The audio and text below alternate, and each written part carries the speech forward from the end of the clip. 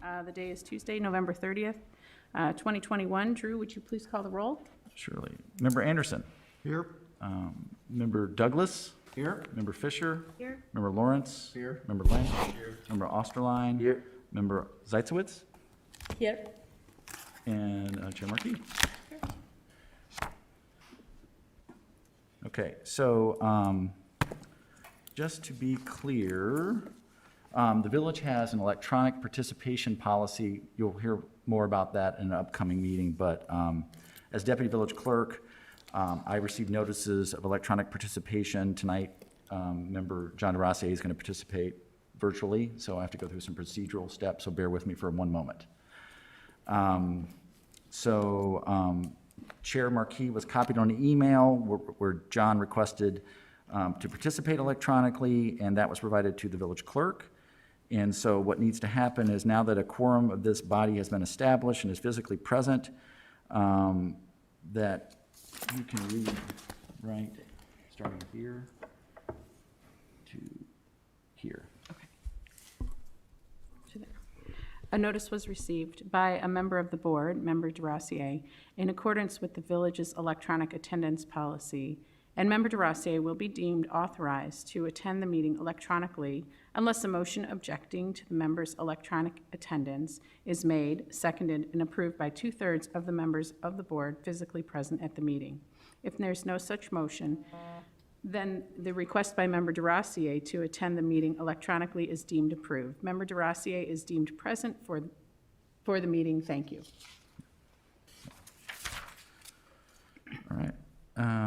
So that after following that declaration from you, Chair, then Mr. DeRossier is considered present, and he's on the call. So you have all members present. And you may Keep going? Yeah. Thank you. Okay. At this point in the meeting, the chair and the committee allocate 15 minutes for those individuals who would like to address the committee on any matter not listed on the agenda. Each person addressing the committee is asked to limit their comments to a maximum of 5 minutes. Do we have anyone? It doesn't. We do. President Charlotte, thank you.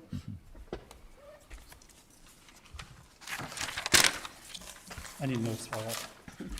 So good evening, and I welcome you all on this board. I would like to personally thank you, so Brad, Rob, Debbie, Gary, Jeff, Ron, and Soledad for answering my call and for stepping up to volunteer to be part of this advisory board. Especially thank you for being present after a day at work. It is important. I would also like to thank Village Trustee Joy Markey for heading this advisory board. Joy and I share a keen interest in our local community, business community. By resurrecting this advisory board, we will be able to effectively hear the voice of our local business community. Joy will be your point of contact and fearless leader. Please be kind. Thank you.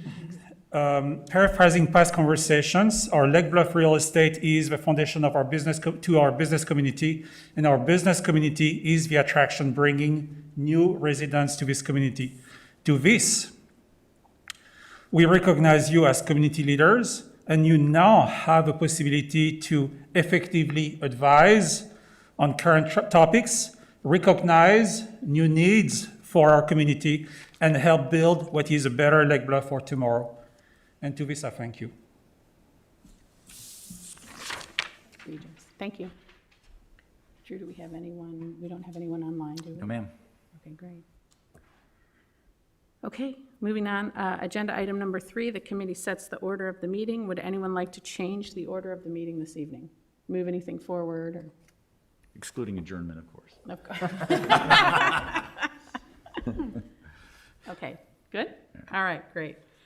So the next point, we're going to start with committee orientation, number 4 on the agenda.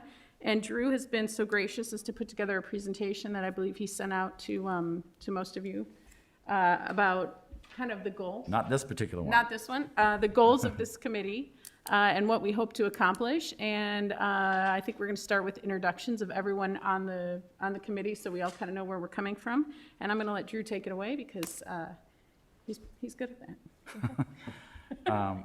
So this is actually the first of a couple of orientation sessions. This one is really dealing with the work of this committee and getting kind of breaking the ice, if you will. And then there'll be another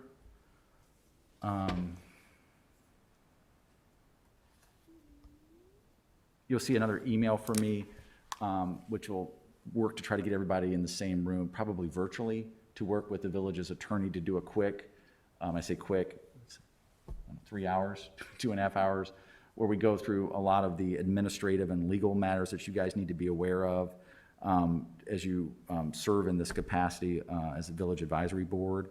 And I won't get to any of that tonight, other than to say there's one thing that you should know moving forward until that point. As a village board advisory body member, you need to be aware of one of the laws that governs village officials is the Open Meetings Act. And I know Brad's familiar with it, and Deb and Rob and Joy, and maybe some of you. But one of the things is if the body is going to meet and if it's going to be a gathering of a majority of a quorum, and that's in this group, it's actually 3 members.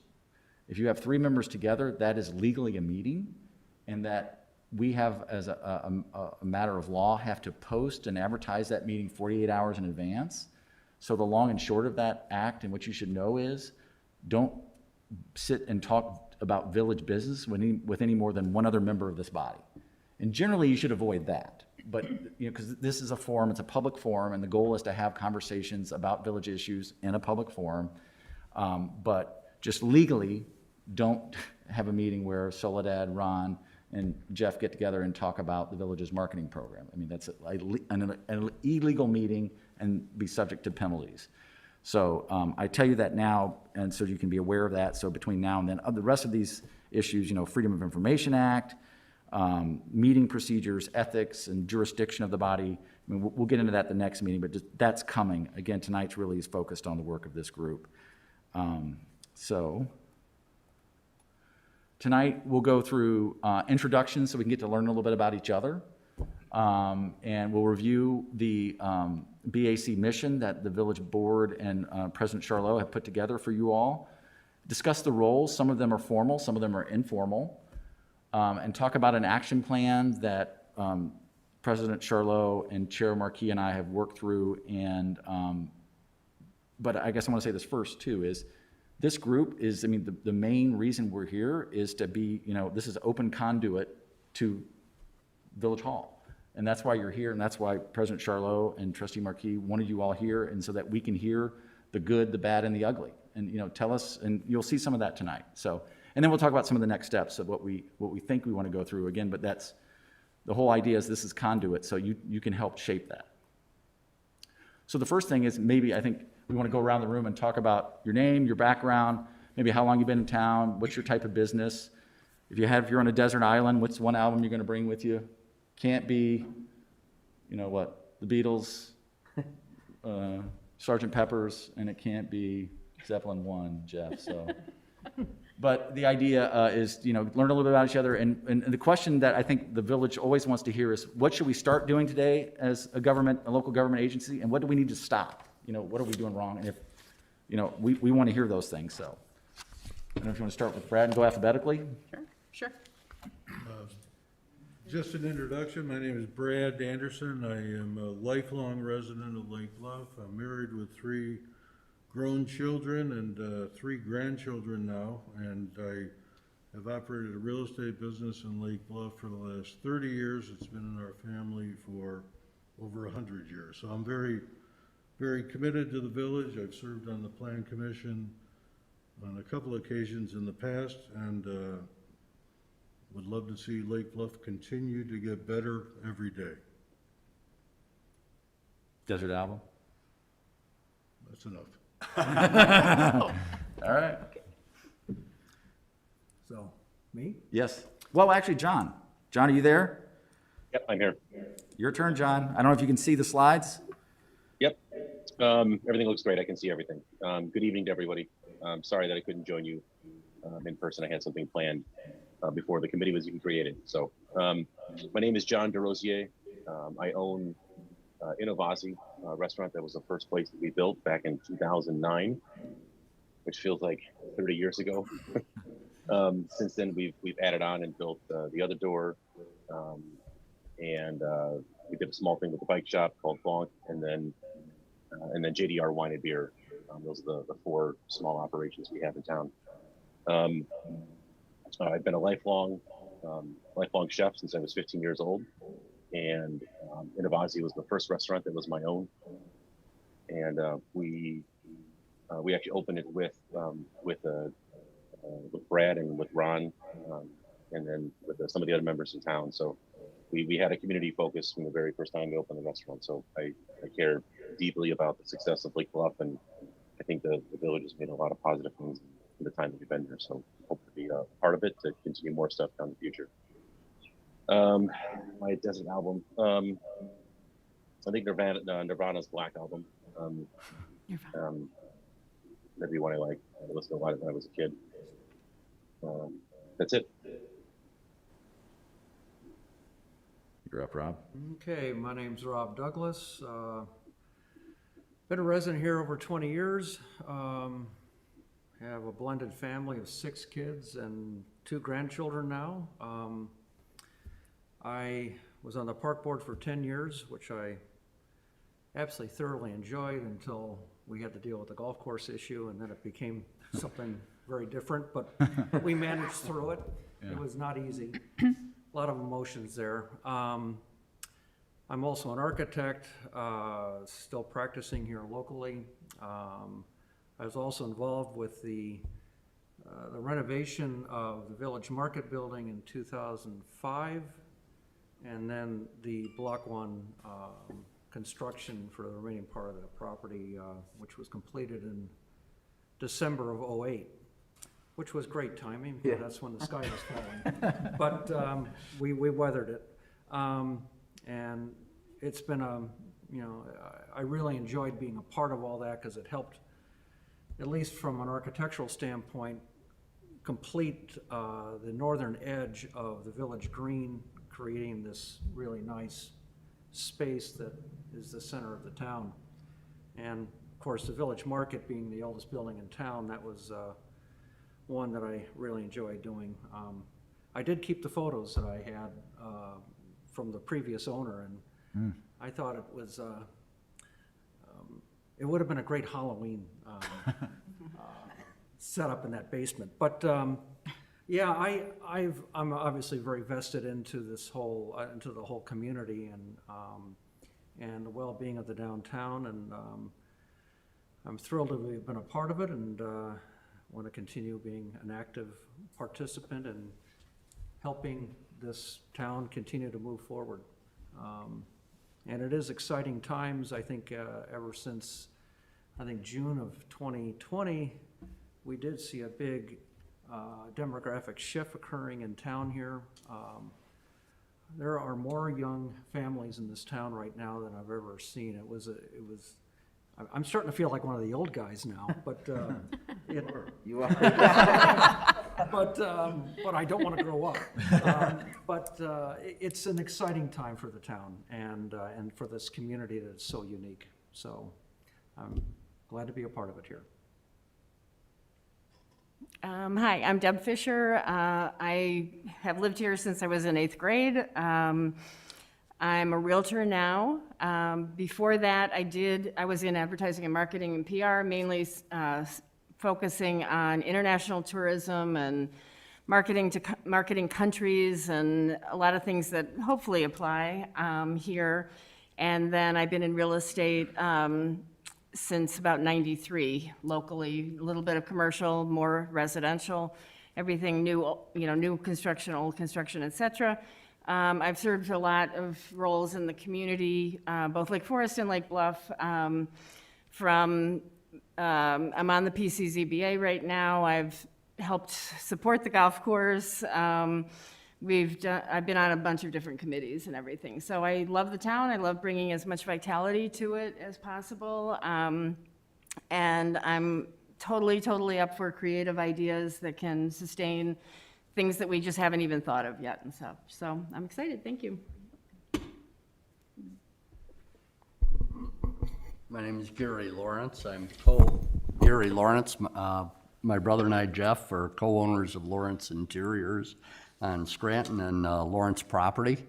We've had the building and the business since 1979. We're, Old Lake Bluffers now,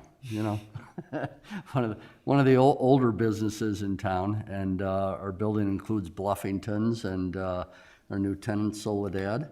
And, what can I say? I listen to the radio, I don't buy albums. As far as, what the village as a whole, what I often hear, having a retail store is people coming in and saying all the time, do you know what's going on with so-and-so? Or do you know what's going on with this? And I'm always like, well, why don't you talk to someone at the village or ask? And that goes from everything to what's going on out west, and something going on in the industrial park, all the way to, the Stonebridge project or something like that. And of course, a lot of that you see on Facebook. So I would say if we can answer those type of questions too for people, it would be very helpful to everyone. So. My name is Jeff Lynch. I'm a local business owner, Lynch Construction. I have a payroll of carpenters. We survived 2008. Actually, I hired some guys. Recently, 15 years ago, I moved out to Libertyville because I found a pretty sweet spot. But for 28 years, I have been working in and around the village of Lake Bluff, trying to, keep it from looking new, for lack of a better description. So we're located in 176 and 41 is our shop and office. Desert Island album, there's a bunch. So I don't know, street survivors. Leonard Scared. What should the village be doing starting, today? I'm here to learn and then offer some suggestions and or opinions. So I'm hopeful that in an advisory board, things that you talk about actually get executed. As I've been on many boards and they spend 12 times a year, 3 hours at a time, and doesn't, to me, appear to have a whole bunch of noticeable growth. So I'm very hopeful that inspiration from everybody around here can put things into action. Yeah, if I can just remind, if we please talk into the microphone, it doesn't actually provide amplification for our space, but it's for the meeting being recorded and produced, so, thank you. My name is Ron Osterline, and I've been a resident off and on for the last, 54 years already. We moved here when I was in kindergarten. That gave my age away, didn't it? My parents actually had a dry cleaners in where other door is, so there's some history there all the way back, date back to the 60s. So we have a long history of business. I currently am the landlord over there, and also am a part owner in the bike shop at Lake Bluff Hub and Cycle. And yeah, I have 2 kids, 12 and 18, and I love Lake Bluff. It's a bubble. It's unique, it's amazing, and just want to keep it moving in the direction that it seems to be moving. Desert Island album, my most recent concert was Camp, so I'll use that one. Oh. By and by, we'll use that. And I think this is a great start to what the village could start doing today. It's a great idea, and I think, like you say, if some of these ideas can be implemented, that's even better. So, thank you. Thank you. My name is Soledad Sitzowitz. I'm an interior designer, and I've been here since 2009. 30 years ago, 30 years, like, it feels like 30 years, like John said. I've been in Ron's place until today. And I'm now in the new space. Is bigger, and I keep I love to keep this place, to keep the office in this place because I love Lake Bluff. I like the community. I love I'm coming from Argentina. Then having this sense of community here is very important for me. I'm sure for Regis or Mr. Charlotte, like I supposed to call you here. It feels in the same way, but I love all about this town.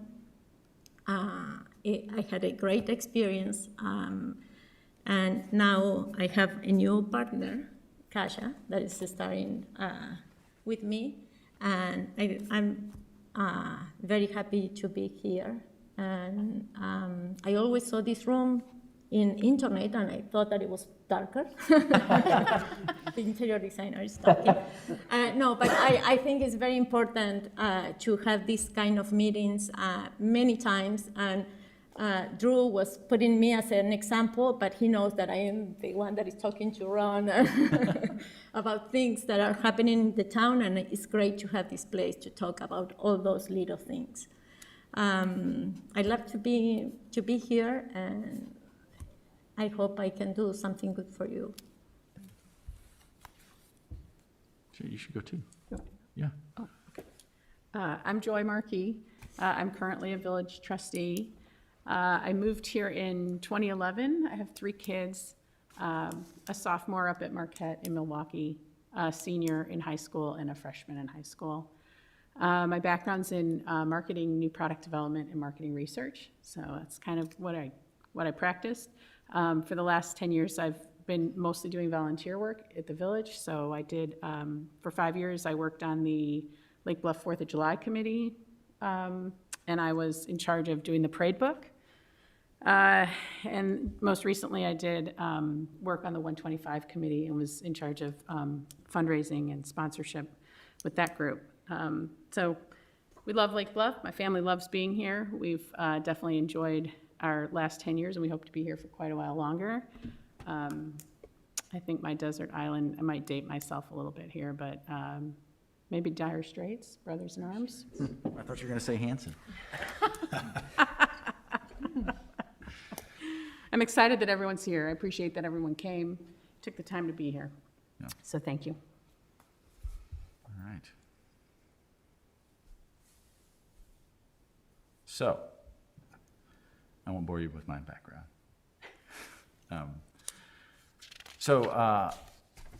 The village board has looked at this group, and the goal is to really try to steer the village in the right direction. And it's a charter that's far-reaching and inspiring and scary at the same time. But the how of that is to evaluate the economy of the village, and I think some of that's going to involve consultants from time to time. Identifying actions to promote the economic health of the business community. Those can be simple suggestions, or it can be more long-term studies. I mean, I think some of this will test your patience in terms of progress. I mean, you're going to get involved, and there's going to be something that, maybe as easily as flipping a switch. Other things will be glacial. I mean, I can tell you, I hear it from Joy from time to time. I won't say all the time because that's embarrassing, but the idea that there are projects and plans that have been on the shelf at this village going back far before I even got into local government that we're still working on. And some of this stuff is opportunities that present themselves, and timing is everything. The village this summer, working with the gift and kindness of the community, with the 125 committee, installed a brick area there in this garden in front of Village Hall. That was part of a 2007 plan. I mean, that's been sitting on the shelf, ready to go when the funding presented itself. Not sure why I lost our board, but we'll keep going. The village did a plan with TESCA in 1998 that really shaped most of what Member Douglas did on Block 1. But some of these things take a long time, and others do not. Let me see. Here we go. All right, back in action. John, are you there? Yep, all good. Okay, thank you. Sorry for that interruption, folks. I'll try to be quick so we can get through this and get to the meat of the agenda tonight. But so we talked about the different tasks that the BAC has been prescribed by the village board, and where's the best place to start? I think the answer to that is defining each other's roles. I mean, we've talked about this a little bit, but I think the expectations of the village board is that you guys will be critics to the village, you'll be cheerleaders, truth tellers, and ambassadors. Most of you, I mean, you guys have long served this community in one shape or another, and you're already doing these things, so I don't think it's going to be difficult to transition in a more formal way. So this meeting had to come together at this day just because of availability. It's very difficult to get everybody in the room at the same time. Right now, because of the governor's orders, gubernatorial orders, we are allowed to meet virtually still. That's something that the village board has identified as a great way to connect with residents. It's another great way for people to participate. So they're going to try to keep that going as long as we can to do that. But and we have certain procedures that allow for that. But we're going to have to find a schedule that works for us. I think we'll be able to do that pretty quickly. We're also going to talk about an economic development plan. Most of this is going to focus on, I'll say, the west side of town, but it will involve the central business district. And then we'll talk about a little bit what that may look like procedurally. So I think from a timing perspective, this group, what we've talked about is meeting monthly in the near term. And then as we evolve and as we projects or what depends on what we're working on, you can meet more frequently or less frequently, and maybe even as quarterly. You know, it just depends on needs, and it'll kind of ebb and flow with needs. So I'm going to send you some emails with a lot of background materials. It'll probably just be a link to a Dropbox with lots of documents. A lot of those documents will look very familiar to you, Brad. You've seen them over the years, and the same with you, Joy and Deb. You've seen strategic plans, comprehensive land use plans, other corridor studies, and so forth. But I want you guys to give a good foundation, so what we can do is come in and do the classic SWOT analysis of the community and kind of look at what are we doing right, what are we doing wrong, what are opportunities, losses, and go through that process. And so that'll be the homework. We won't start that tonight, but and then based off that information, we'll create a vision and goal setting and tactics and metrics and build a timeline. And to your point of, I hope we can find something that we can achieve and check a box, hey, we did something, right? And so, and some of those things, I think we'll be able to put them into, you know, an order of what's something that we can do that's easy and can get done quickly, and what are things that are difficult and will take a lot of resources, and, you know, we can put those into the right cells and put together a plan. So that's the kind of the orientation. I'm sorry for being so clunky technology-wise. I don't know if there's any questions or comments so far. One quick question, and I may have missed it, but is there a specified term limit for members of this committee? No, great question. So this will get to the next meeting with jurisdiction when we get to the order of things. This is technically this is an ad hoc committee. Under the municipal code, the village president can set and establish ad hoc committees based on need. And typically those bodies will expire with the presidency. Sometimes they've been continued, like the village's Sustainability and Community Enhancement Committee is an ad hoc committee that's continued, despite it was established by a former village president. There are other committees, standing committees that are on the village's books, such as the Finance Committee. There's a Public Works Committee, but some of those have not, over time, village presidents and boards have not assigned persons to those positions and let them sit idle, either because they've chosen to do things a different way, or bodies like this are filling those gaps for advisement and so forth. So it could be a life sentence. Nice. You have been warned. You have been warned. You could be here for a while. Yeah, so, yeah, and Brad knows this because there's certain, like if you're going to be on the Plan Commission, there's a specified term of office. Most of them are usually 3 years, and people, you know, term in, term out, and look to continue their service or not, and some of them. So, I mean, this could be a short or very long venture, so we shall see. Any other questions? All right. Okay. Next. Village marketing. Okay, so next item on the agenda is the village marketing plan. I hope everybody had a chance to look through it. It was with the packet. This plan was put together by an ad hoc marketing committee that came together. They kind of looked at the branding that was already in place and then kind of came up with some more ideas on what to do with the branding and how to utilize it in a better fashion, not a better fashion, just a more robust fashion. And this was the packet that you read that talks about residential housing and real estate and using the marketing in that capacity was kind of what they put together. So I think what we'd like to do is sort of open it up for discussion. Hopefully everybody had a chance to look at it. And then the comments that we take from this group, we'd like to take back at some point to the marketing group and then also to the village board. So at some point, we'd like to possibly hire a company. This is a request for proposal, what you actually read. We'd like to hire a company to move forward on some of these ideas. And so we just want to get your feedback at what we can do better, if you liked it, if you didn't like it, if you think we're moving in the right direction. So, do you have anything else you want to add to that? No, and the Okay. timing, when. Timing. Yeah, and full disclosure, Deb was part of that group. I was. So she helped produce this document, so. So we just like to open it up. We can very formally start here and everybody starts talking, or we can just sort of organically, people can just kind of share their comments as they would like. Want to start, Brad? I have mixed emotions about whether the marketing that we've done has been ultra effective or not, quite honestly. I think the proliferation of dogs in town points to the signage, but I'm a bigger believer in if you build it, they will come. So if you create something attractive, it'll require very little marketing. And sometimes just starting with that, I think, is the best first step after you understand exactly what it is you want to accomplish. Because I think a lot of them are, other than the informational newsletter type stuff that goes to the village residents on a regular basis, I think a lot of the other stuff falls on deaf ears unless the people are engaged in something that involves that at the specific time it's in front of them. And Brett, may I ask you a follow-up on that, just out of curiosity? Is that, how do you connect that with what maybe, like, you're, as a realtor and you doing a lot of work on Lake Forest, I mean, you saw their campaign, and I don't know how through that same, or I guess that same lens of experiences that you've had, how do you view that, and maybe in the villages, maybe trying something similar? How do you, same answer? I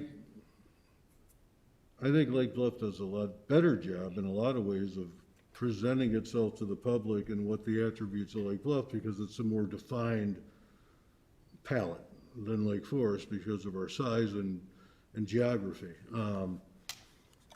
But I really don't I don't think we need to draw a comparison between the two, other than the fact that as homeowners and businesses, we compete with Lake Forest just because of its proximity to us. But I think things like the farmers market are what draw people into Lake Bluff, and everyone in Lake Forest will tell you that Lake Bluff has a much better farmers market. But we don't need to advertise it, we just need to have it, in my opinion. So create the experiences, marketing not necessary. Creating experiences that are worthwhile require very little marketing, Okay. from my perspective. Okay. Thank you.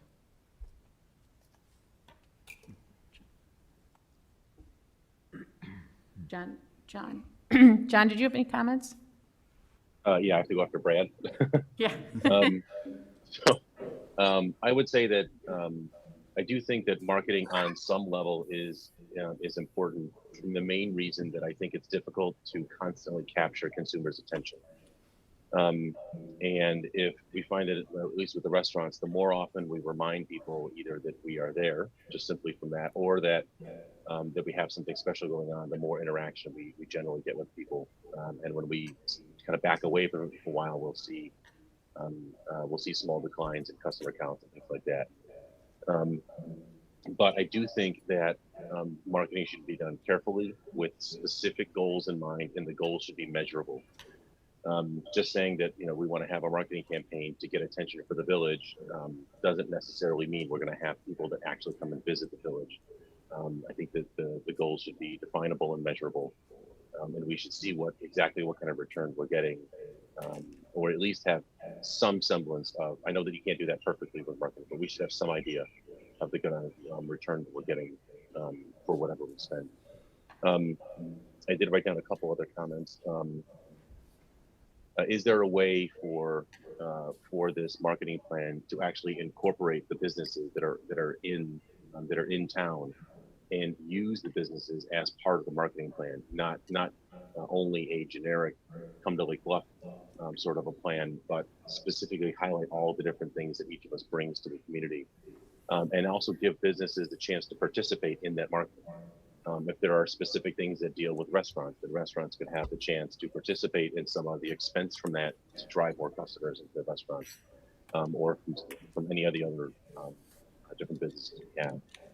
So I think that a kind of a co-branded relationship with the people and the team that's going to be heading this up, with a secondary opportunity for the business to participate in it financially, might end up getting a better result rather than just a generic campaign.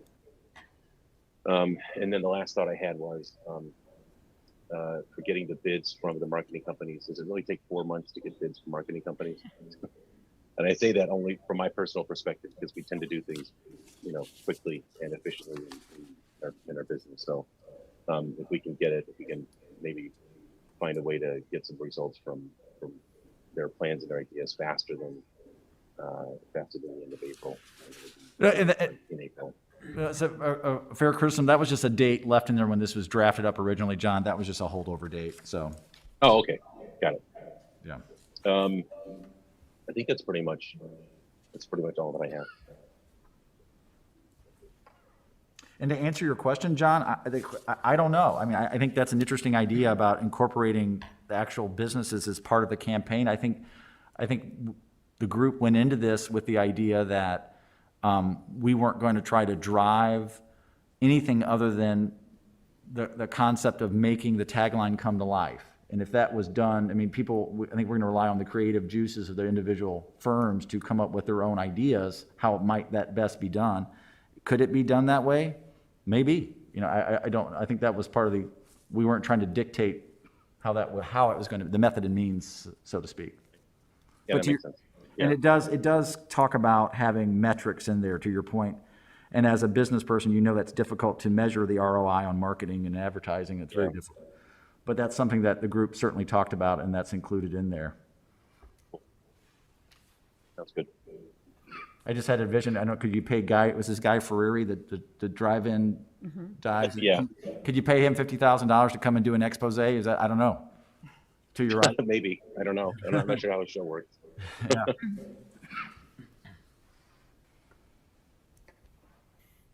Well, I'm going to be coming at this from more of a architectural and urban planning kind of vantage point, and I do agree marketing needs to be done here, but it needs to be what's going to make this town really evolve, and it's actually doing it already, is creating a sense of place, and with that, people will be there. I think the expansion of these sidewalks is absolutely critical to this pedestrian-friendly community we have, and that draws people in, and then it's reinforced by the businesses that provide services. So there is an organic element here that we need to facilitate as best we can. Marketing is such a broad term. Yes, signage might help. I know we did this historic business district signage that was done, and it disappears in the landscape. You don't even know it's there. So, but enhancing entry points, where when you're coming into town, you kind of have this element that tells you something's happening here. I'm entering into something. I threw out an idea years ago with a daughter who was at Villanova, and the town down the line from there was Ardmore, and they had the signage over in front of what is very similar to the railroad bridge here. Now, I think what they did might have been a little too much. It got a little Coney Island looking, which I don't think is quite right. But the idea was excellent as far as creating a gateway element and at the same time masking an eyesore. So it's about sense of place is what I'm really all about. And then the businesses are the ones who then need to grab and hold on to these people, give them the services they're looking for, and then this becomes that destination. So I'm not quite sure really how the marketing should be done. I'm thinking more about the place and making it a sense of place.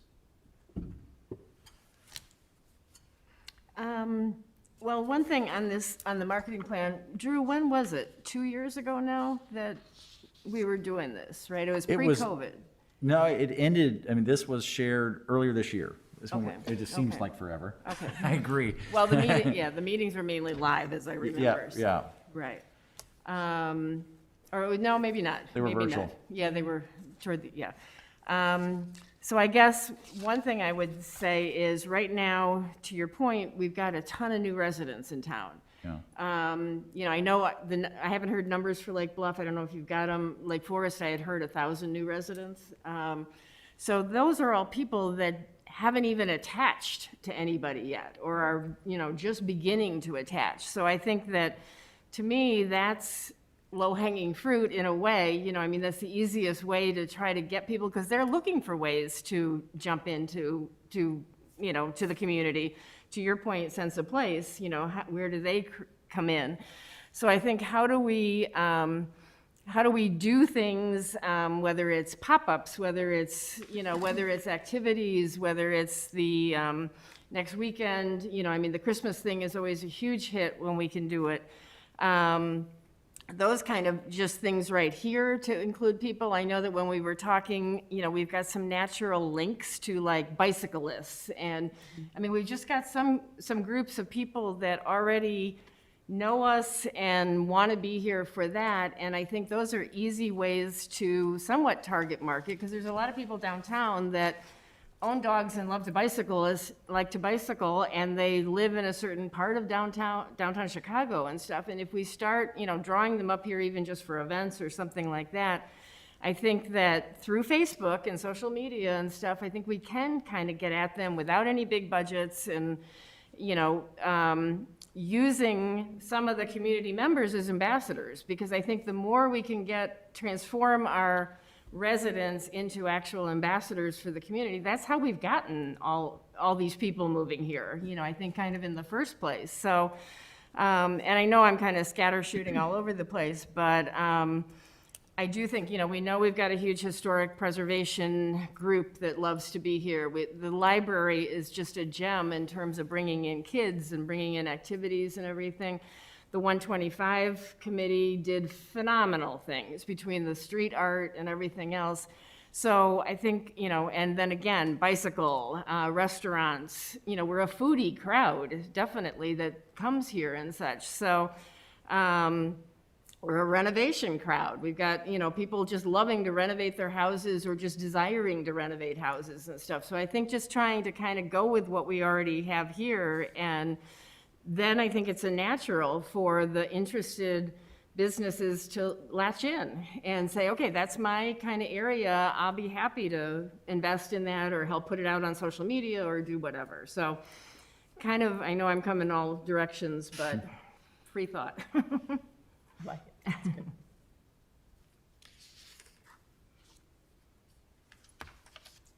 That's good. Yeah. I think to that point where you talked about bikes, now we have, you can relate to this too, there's something that goes on in the village, I think, on Thursday nights with bicyclists coming in. And then there can be any morning, it's a Saturday morning, it can be a Wednesday morning, and I'll come in and there'll be maybe 15 bikes out behind Bluffington's. They have nowhere to put their bikes, and they've ridden up from Evanston. I mean, people are aware of this community.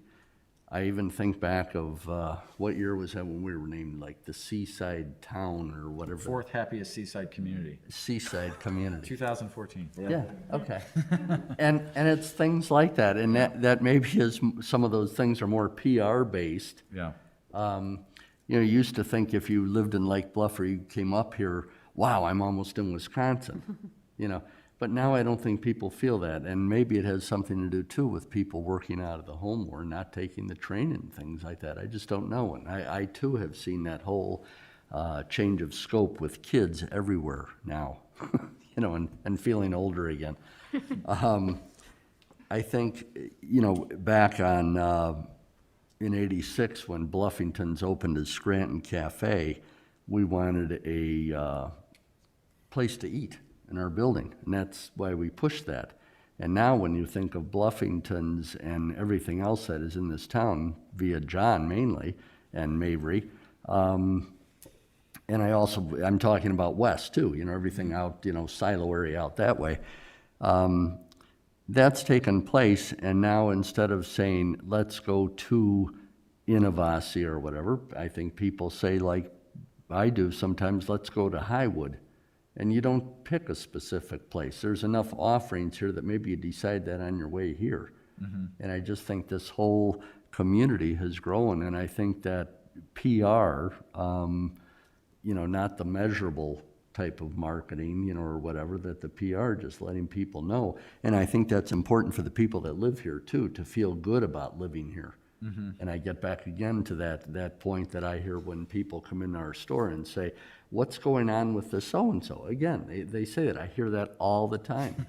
It's a communication, and you can put out a newsletter till you're blue in the face, but I'm thinking that whole, Rob who said it about marketing, what is marketing? I mean, it's everything from social media to, TV, advertising on the radio, all sorts of things. And I just think you make the people aware of it here, and some way of reaching out to those others to let them know too. And I don't want to forget about, what is out west, everything where Jeff is, or the industrial park. I mean, when I think about the new vet opening up out there, I think, all of a sudden I start hearing people, do you know anything about the new vet? Or Pasquazi's out there. I mean, that's sales tax money. That's money. And again, people, what's going on where Hyundai was, Are they putting a new dealership in there? I said, I have no idea. And they always ask me, But that's the thing. I think the communication is important, not just marketing. And communication is part of that, so that's all. I think my perspective is pretty simple. It's obvious the real estate market in Lake Bluff is pretty strong. It's obvious that people come in town to spend time here. People walking to the beach, people walking their dogs, people riding their bikes. I'm hearing all this. So the true challenge is, what are we trying to market? To have people come and stay here, to keep people from going to Lake Forest or Libertyville for some other experience. If the schools are full and people are on the streets, it sounds like that's a pretty good village. The idea about marketing something is, what are we trying to tell people that don't already know about it? I'm sitting here selfishly because I've often wondered why there isn't more things going on here that keep people here, as opposed to bumping into neighbors, over in a different restaurant in Libertyville or in Grays Lake or Lake Forest, So in my mind's eye, it's pretty fundamental. We're trying to market what? If the schools are happy, the kids are happy, there's a whole bunch of new younger people here. They all came here for a reason, their best friend, their mother, whatever. The marketing plan or a strategy to do what? What are we really looking to invite people here to do? That's what puts me into a little squirrel cage. Brad's lived here forever. Right. We love it here. People that have lived here truly like it. It's obvious there are younger people coming here now. So spending money, hiring somebody to tell us that we need to have something, I don't know. That's why I'm sitting here. sort of confused on what the effort is. Yeah, can I try to answer it? Yeah, so I think when this group, when the committee started, it was at a time pre-COVID, when the work started, and as COVID evolved, the question that the marketing group was trying to answer was, how can we make the Lake Bluff experience, which is, I think, owning a home or residing in the community, that experience of being a resident, how can we market that? And because we're not a community that's chasing smokestacks, right? We're not looking to get industrial jobs. We're not trying to build factories. What we're selling is community, and residences, a school, a community. And so we have that, and our product is housing, right? That's our commodity. So how do we sell that? And that's through marketing to make people aware of Lake Bluff as a community, to want to come here and be part of this and understand what it is. And so that the group came up with this idea is that's what we're trying to sell. We're not trying to sell jobs or necessarily tourism per se, right? Don't come for the day. It's like come for a lifetime, right? And so, and ultimately, I think the idea was if Lake Bluff could be such a desirable community that outside of Deb Fisher's home, there's 37 envelopes in her mailbox with people saying, I want to buy your home, name your price. I mean, I think that's kind of the idea. And when we started this group and came up with this request for proposals, that was the goal and vision. And I think what happened is, well, during the pandemic, it happened, right? It kind of, we came back to like 07 market conditions, and here we are. And the question is, do we go forward with this quest to develop a plan around that, tagline of North Shore Life, Lake Bluff style? How do you create that Lake Bluff style and define that and share that and market that? The question is now the time to do that? Just as like, right now we know that from a commodity standpoint, there's not a lot of cars to sell. But I'm still seeing car advertisements, right? They're still spending money on marketing, trying to keep building that. So it's like, do we do it now while it's hot? Or do we hit the pause button or dial it back or put the RFP and push it out and see what comes back and then make a decision then? I think the idea was to try to, I think what I wanted to do is share this with you all and get this type of feedback. It's what I would expect to hear, because some people are going to say, is now the good time to do this, and looking for your advice. So I think that's kind of, if that helps, that's kind of the nexus behind it. It sounds like it's marketed itself. I mean, everything's full right now. It's like a pandemic. Yeah, right? A little bit of luck. Can I ask a question? We did the marketing. I mean, this talked about a budget of $50,000. How much did we actually spend on The branding program? on branding outside of signage, outside of capital improvement type costs? I think it was like 62 or so. 16,000? 62. 62. Yeah. So my question would be, if the point of that marketing is to bring people into town and create economic vitality and everything else that goes with more people seeing and loving and feeling our town, would we be better off giving away $1,062 gift certificates to people, to a local business? I think we get an immediate and tenfold response in foot traffic and everything else than putting it on Facebook.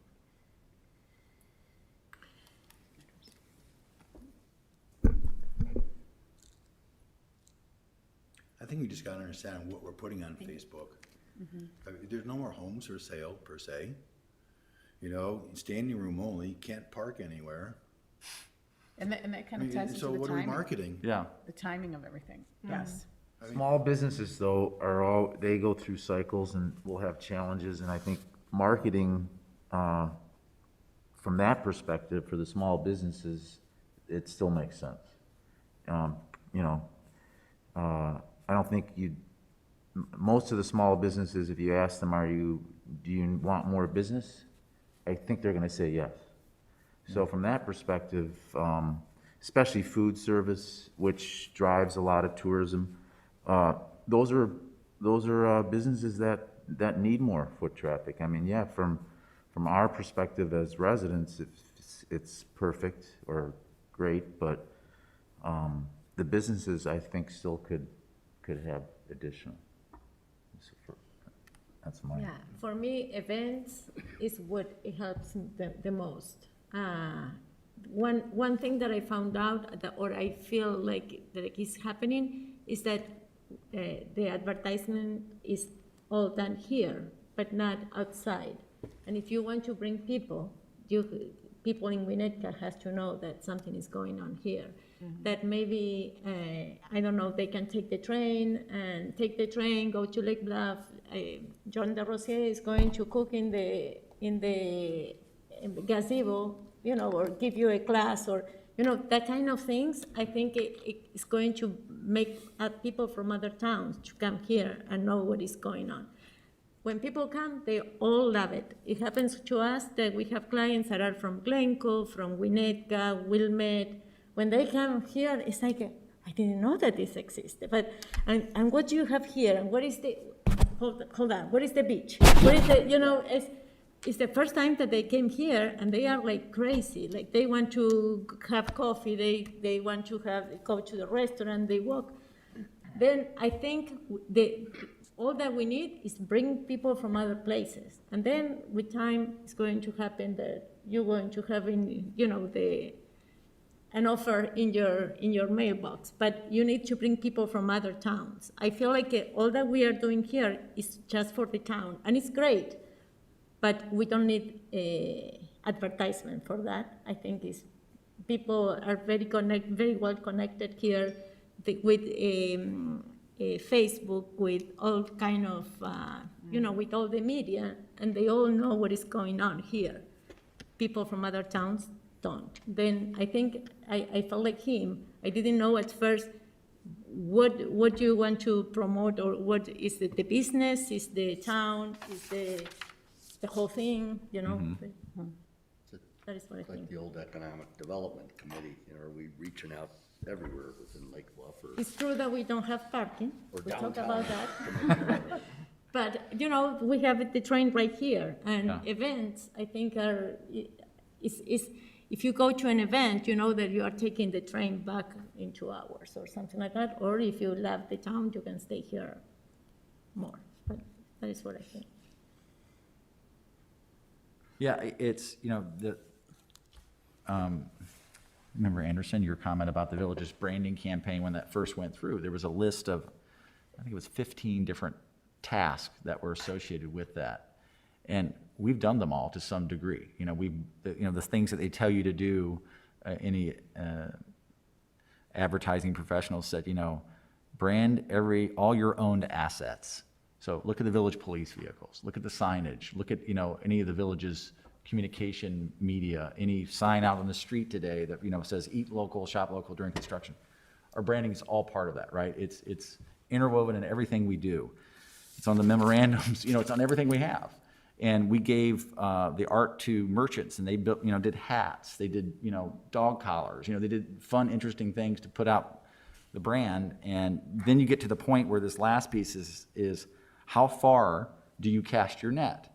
And the 40-plus special events that happen in the village throughout the year, and which is a very large number relative to our size, right? It's a very, and that's just village, the things that run through the village. It's not the park district. It's not the school district. Those are just the events that come through the village's door. Those events are very, I would say, the marketing is, we have worked with the Chamber of Commerce to put out a note card at the beginning of the year in the spring to say, here's a list of the events. And we've mailed it to Libertyville and Mettawa and Lake Forest, and that's about as far as we've gone. And that's in terms of casting a net, that's it. There were people that were part of the original branding committee that had visions of advertisement of the village, of, you know, like opening up the program for the law school graduation at Northwestern in the back, saying, hey, come check out Lake Bluff. Or have a picture of all the bicycles down at the beach without a lock on them, and in the middle of the purple line, you know, and just said Lake Bluff, you know, move here. You know, it's kind of like those types of ideas that we haven't done. I mean, there's communities in the Chicagoland area which have sponsored a college football bowl game, and I think it's in Barbados, but it's the village of Elk Grove. They've paid, I think, $250,000 a year to sponsor a college football bowl game because they have the largest warehousing space adjacent to O'Hare Airport. And so they're dealing with an international crowd about where to, send product for logistics, and they've chosen to do that, can get some attention. And how do you measure that ROI? I don't know, but that's a big spin, right? So the communities have been trying to do creative things to draw attention to themselves. Special events have been very organic in this community, and those certainly bring in a lot of people in who, to your point, say, oh, I didn't know there was a bike store. I didn't know there was these things and that's great because hopefully that translates into dollars going through the tills and ultimately through the revenue coffers of the village. But that question is, how far do you reach out? That's part of this. And, how do we do that? Where does it end? Where is it most effective? Hard to say. It's a different world when we started, where you have people who don't necessarily go to Chicago 5 days a week anymore, right? For work. That doesn't, people, working a lot from home and remotely. And so the experiences that Lake Bluff can offer as a community, I think our stock has gone up, right? So I can go on forever, sorry. Yeah.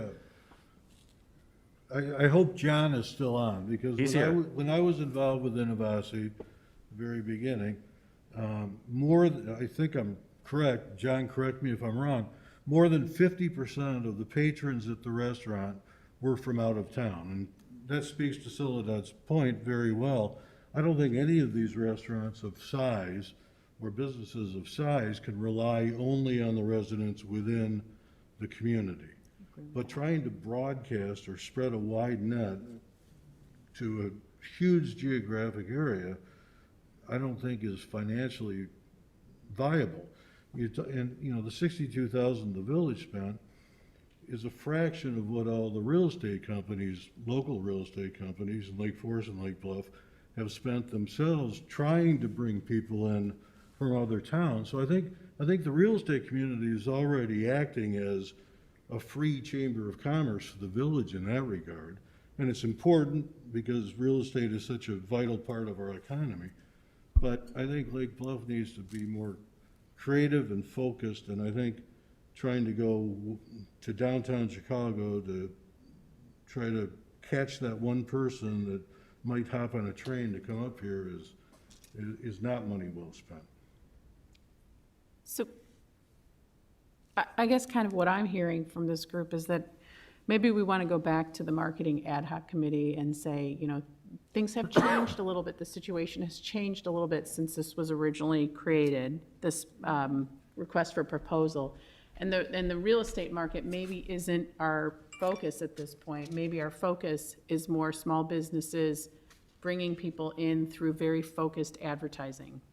That's kind of what I'm hearing. If does anyone have any thoughts on that? Yeah, I think, when you talk about these events like the Criterium, look at the people who come in for that event who've never been in this town. It's about how to, energize the talk that people will have out there. But I think those events, I think, have been phenomenal for this town. Right. That's where you get the people in that have been here before. Then they start seeing the restaurants and they start coming back again. And once again, expanded seating outside because this is really a summer community to a large degree as far as the energy of the town. Winters, it's tougher. But I think that is really what we should be looking at. At the same time, I should mention, we got to keep a balance to it too, because being in the park board, we had issues at one time when we found the use of the beach. It was a lot of out-of-town people coming in, to the point it was displacing local residents, and we got to keep a balance here at the same time. So yes, we need outsiders coming in to help these businesses, particularly the restaurants, because honestly, when it comes to retail, most all retail these days really is food related or drink or whatever, And I think we do need that. At the same time, we can't, undermine the innocence of our community. And that's the beautiful thing with these young families, that it's a place you can still let your kids get on their bike and ride around, and in this world, that's a rare thing. So that's a real precious aspect that we still have. We don't want to lose that, because that's what people are drawn here by, at least from what I can see with these young families. So then, Rob, I'd ask the question, what are we truly marketing? Going back to the marketing committee 2 years ago, they were trying to get people to come to Lake Bluff, to become residents, to become engaged, to be hanging out in the park district and at the beach. But arguably, it sounds like we're full of that stuff. So are we doing more events to, suggest to a lot of people there's something really special about Lake Bluff, beyond the houses and beyond great neighbors? It offers, what are we chasing, I guess, is really the hard question. From, early on ideas about marketing Lake Bluff to where we are today. What? I have a question. Just to clarify, in the material that we sent over in the agenda for tonight, there was a mention in there about the population declining in town. So can you just clarify for us, what state are we in right now? Is the community full from all the new people that moved into the town from the last 18 months? Or do we have for lack of a better word, a full population?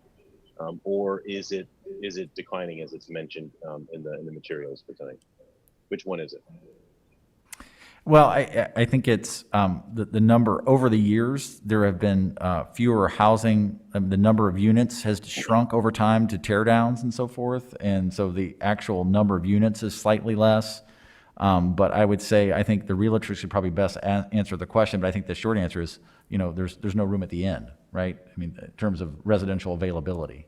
Right, there's no inventory for, so to your point, yeah, if we're sending out whatever, it's really hard to find a house for somebody to move to today. So, Okay. it's more, can we do the events and everything to get them to experience it, to maybe the shift should be to retail, restaurants, et cetera, and have that be the thrust. And then once they love it, yeah, when things loosen up a little bit or something, then obviously I would hope that they would gravitate towards staying. But to John's Oh, question, do we have more or less people now than we had? Less than there were 10 years ago. But we have more children. I cannot say that definitively yet, but because we don't collect the same data. So Lake Forest has, they have a real estate transfer tax, so they collect different data when people come into town than we do. And I honestly, haven't memorized the new census data to say there's more or less children. I think that's just anecdotally and just visually people will observe that there's more baby carriages in town than there have been in some time. And I think that's probably true. As you know from elementary school. Yes, yeah. enrollments or But we know, the schools must have that data, right? Yeah. Yeah. I would think so. Yeah, and I mean, that's part of the dive, when we go in the data dive, the next meeting, that's kind of the data we'll have to talk about and share. Okay. But, So, but I mean, what I'm hearing is that we have enough people at this point, right? We don't have much inventory, we have enough people, but what I'm hearing small businesses saying is, we have enough people, but we need more We foot always need more traffic from customers, yeah. outside of Lake Bluff. So maybe Yeah. that's where our focus needs to be right now.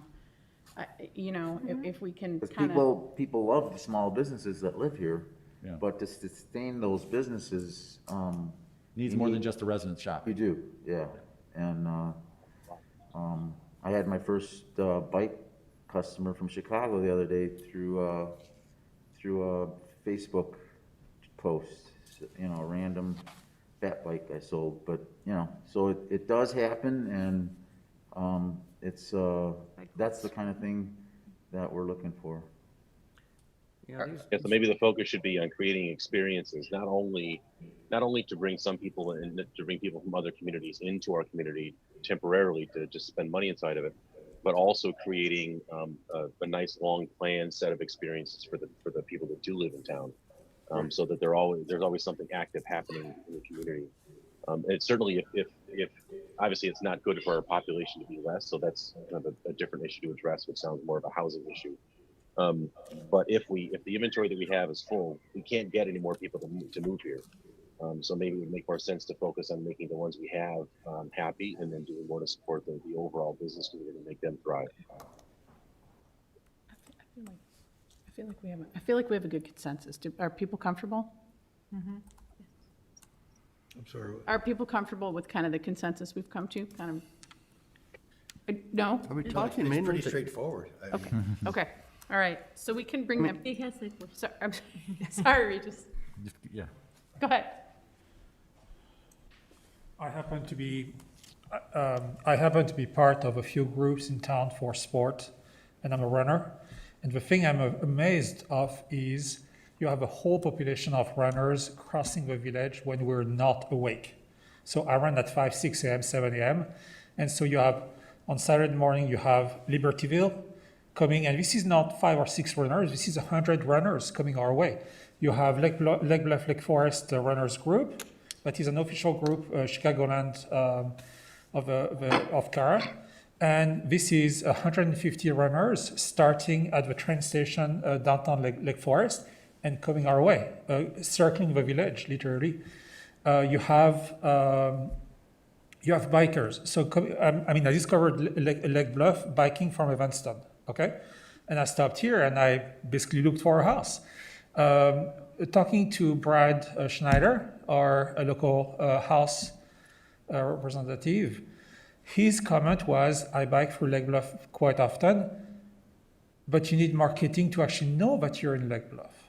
And so I see a lot of people riding bikes that are not stopping, they just cross. Where can I get coffee? Where can I get a sandwich? Okay, that might be useful to us. I think there's a whole ecosystem around us that we're not aware of. And to Jeff's point, who are we selling to? What are we selling? Who is our customer? And what are we trying to convert that customer to? Is that going to a restaurant? Is that going to the beach? I think this is a good question. Thank you. Thanks. That's what I was saying, the consensus, so I guess I'm confused at Lake Bluff as a whole. I remember at one point being in the Chamber of Commerce and they started this central business district group, to market just for the downtown. So are we still talking Lake Bluff as a whole? Or, it sounds like so much of it is the downtown area. So that's why I'm confused. Well, I think if we're talking events and activities, the Yeah. majority of those happen right downtown, correct? Right. I think that would be where we would be looking, but we can't ignore the Waukegan corridor and the west side either. I think those would be Yeah. individual campaigns, right? Yes. But Yeah, it's- that's what I'm Yes, curious. I think whether so, they'd have to be That's a separate. focus that we Yeah. want to. I think we have enough to go back to the, Yeah, I would agree. It sounds, it's timing is everything, and Yeah. this is, I think this is a valuable RFP that should be placed on a shelf when, as like in 09, 010, when the realtors were looking for a lot of help, and that this is a great thing to have if and when, in case of fire, break glass, right? Yeah, the market times for housing when this was started were A really different long, place, very different place, so. yeah. But But I I- may change like to Brad with Stonebridge or something, whatever happens with that, or, over here on the block, the old bank, or where, that will open up again, and then we'll be marketing that, or real estate will be marketing that. right. I agree. Okay, yeah, I agree. I think we have enough. One thing I would like to mention, though, just throwing things out there. Hey, John? Yeah. Is it Jim Denovan? Is that the guy? Is the outstanding in the field chef? Are you familiar with that gentleman? Yeah, I think so. Yeah. Yeah, it's some of the things I think about, and I'll plant this seed with you, is it seems like we could do something like that in our downtown, where the restaurants got together and made a big community dinner. And if you guys are familiar with this? Yeah. Actually, would be really cool. We could do that in the Village Green. Yeah, but the idea is that they make, very large, how would you describe it, John? Basically, like they're large communal, like family dinners, where you'll have in some area either at a farm or, for us, we would use the Village Green, and you'd have 2, 3, 4, 500 people out there, and you would have everybody at really long tables, and you would all serve a kind of family style, all these different dishes made. It's generally done with small farms and on farms, but we could certainly adapt it and do it here. We could make a series out of it. You know, Sunday night dinners or, you know, whatever night of the week we want to pick. But it's an interesting thought for sure. And it's something that we could all do together where we all bring a different part of it. And All the restaurateurs could participate. Yeah. Yeah, absolutely. And we have plenty of them to do with, so it'd be kind of neat. It goes to the question of the marketing. Are we marketing Lake Bluff residents to come and have dinner with 500 of their closest friends, or are we marketing people from all around town? I think in this case, it would be, Or on, you know, Liberty, Meadowell, wherever. And people travel for that outstanding field. They live in Illinois and they'll go to the California coast. California. Yeah. I think the answer is yes, it would go beyond that, and that would be the goal of it, is to say, hey, if I'm gonna sit at this table and I'm gonna get food from, say, the other door, or whatever, you know, whatever, who's serving, it's like, oh, wow, what a great experience. I'm gonna come back and visit these restaurants, you know, so the idea is to draw people in, and it's another special event, right? Yeah. But it's, you know, the village could, I mean, just, again, thinking creatively, the idea that the village's marketing dollars could be, you know, grants to local businesses, right? They could be, take a different shape. It doesn't have to be village dollars spent to do a generalized, you know, buckshot approach. It can be more specific, event-driven by different sectors of the business, you know, community. So, Well, dinner on the green. yeah. So, And we don't have to have just one, I mean, we No. can have one plan, but it can be tiered. So some of it can be like, Yeah. hey, if we want to bring people in for small businesses, this is kind of how we're going to do that. If we're looking at more at local events where we're just looking at residents, or we want to work with just residents, we can market to that. I think that they can tier it. And especially with social media now, I feel like there's a lot of ways to measure. You can see how you're doing with your marketing, so you can spend your dollars. You can say, oh, this bucket's working really well. We're going to put more money in this bucket and do this. So I think there's different ways, to Drew's point about giving grants to businesses to do something like this dinner. And that's all good things. I think we need to go back and tell the marketing committee. I think they need to hear all that. Right, and if I can just throw out one idea, with Lake Forest, what I tried doing one time, they were trying to market the west side of Lake Forest, so in the west train station. So we came up with 3 pop-up ideas, and all the merchants could sign in where they wanted to. The first one was volunteerism, because everybody was asking, how do I get more involved in the community? What organizations? You know, everyone from Kiwanis to, I mean, there were something like 40 different organizations that showed up, and just had a little booth and, you know, got to meet people and stuff. The second one was wellness. It was like February, and we did a big wellness thing. The park districts, both Lake Forest and Lake Bluff, got involved in it, along with this community has a huge wellness kind of marketing group or retail group. And then the third one was a foodie fair. And all of them were incredibly well attended, and they just put a whole lot of merchants together in a targeted thing, and people came out, and it was kind of fascinating. It was definitely a trial, but it worked pretty well. So anyway, and then COVID hit. Yeah. Okay, well, great. So I Ready to think move on? Yeah, I just should ask if there's any public comment, because there is another individual on Okay, the call. is there anyone from the public who would like to make a comment on this? Doesn't appear so. Okay. All right, how about we move on? Sounds good. Okay. Village Administrator's Report. Drew, do you have a report? Wait a minute. Yes, I do. All right, so this is another presentation. I'll try to be quick. This is, some of you have seen this already before.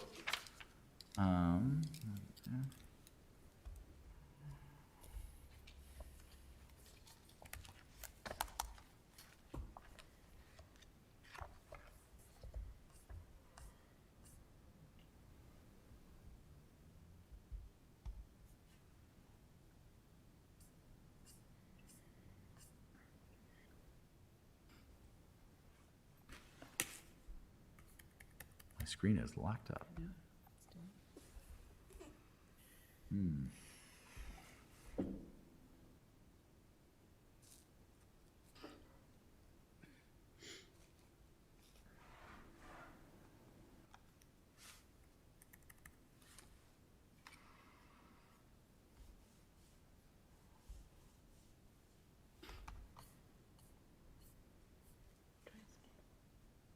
Yeah, I was doing that.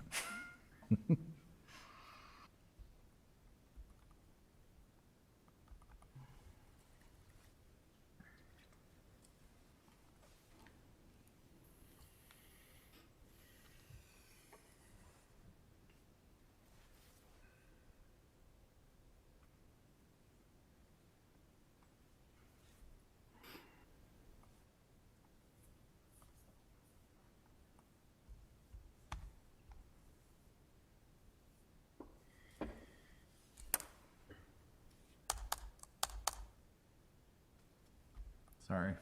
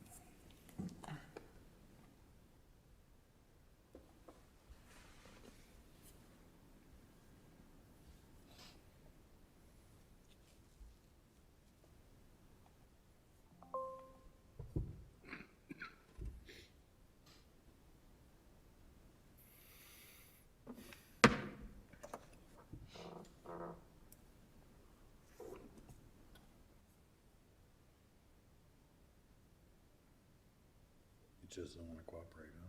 Yes, it's like It's coming back. Here we go. a blessing and a curse. All right. Oh, technology.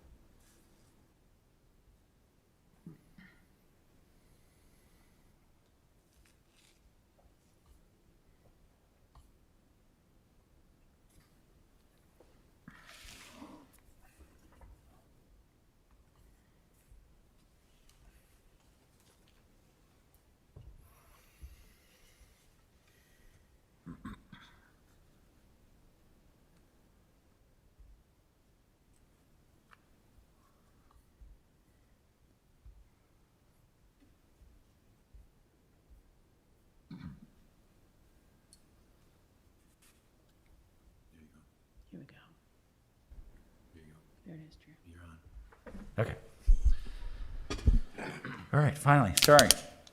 So, what I'm going to share with you is the village board has asked for a overall streetscape plan for the central business district. There's been a lot of construction going on the last month, really, in earnest, that's been happening out there on Block 2, but there's lots of the remaining balance of the central business district that the village wanted to have a complete plan for. Most of this plan is going to focus on Block 1, but I'll cover really quickly kind of how the data that was collected to develop this plan, talk about the public outreach, show you the overall plan and some of the special places within that, and talk about how this village could, how the project could be bitten off in smaller pieces. So, high level, the village has been trying to find ways to what Member Douglas talked about is enhancing the CBD user experience for people coming in the community. We're creating more outdoor spaces to gather. That's something we learned from COVID that everybody wants. And so we're trying to build some of those. Trying to preserve existing trees when we can. Trying to find ways to improve and elevate pedestrian safety and make the most of the parking, to your point, right? We only have so much public parking inventory. How can we maximize that? So some of this we'll talk about having to make use of the train lot. There's lots of parking that's available there and probably will be in the foreseeable future. It's not that far in the great scheme of things, right? People would walk that in a heartbeat if you're in Chicago, right? But here, it's for some reason, it's a little difficult. So the project's been going through a process that started this summer. I expect the village board to actually adopt a concept plan, and it's only a concept. So as we talked about earlier, some of these plans sit on shelves for extended periods of time. So they will get modified over time, but it's certainly the inspiration or blueprint. The village did a very large, working with our consultant, Teskin Associates, did an outreach. There was comprehensive media campaign built around our e-newsletter. We had a web page. We used social media. We had appearances at the, this is a picture here that you're looking at, is at the farmer's market, and a huge response.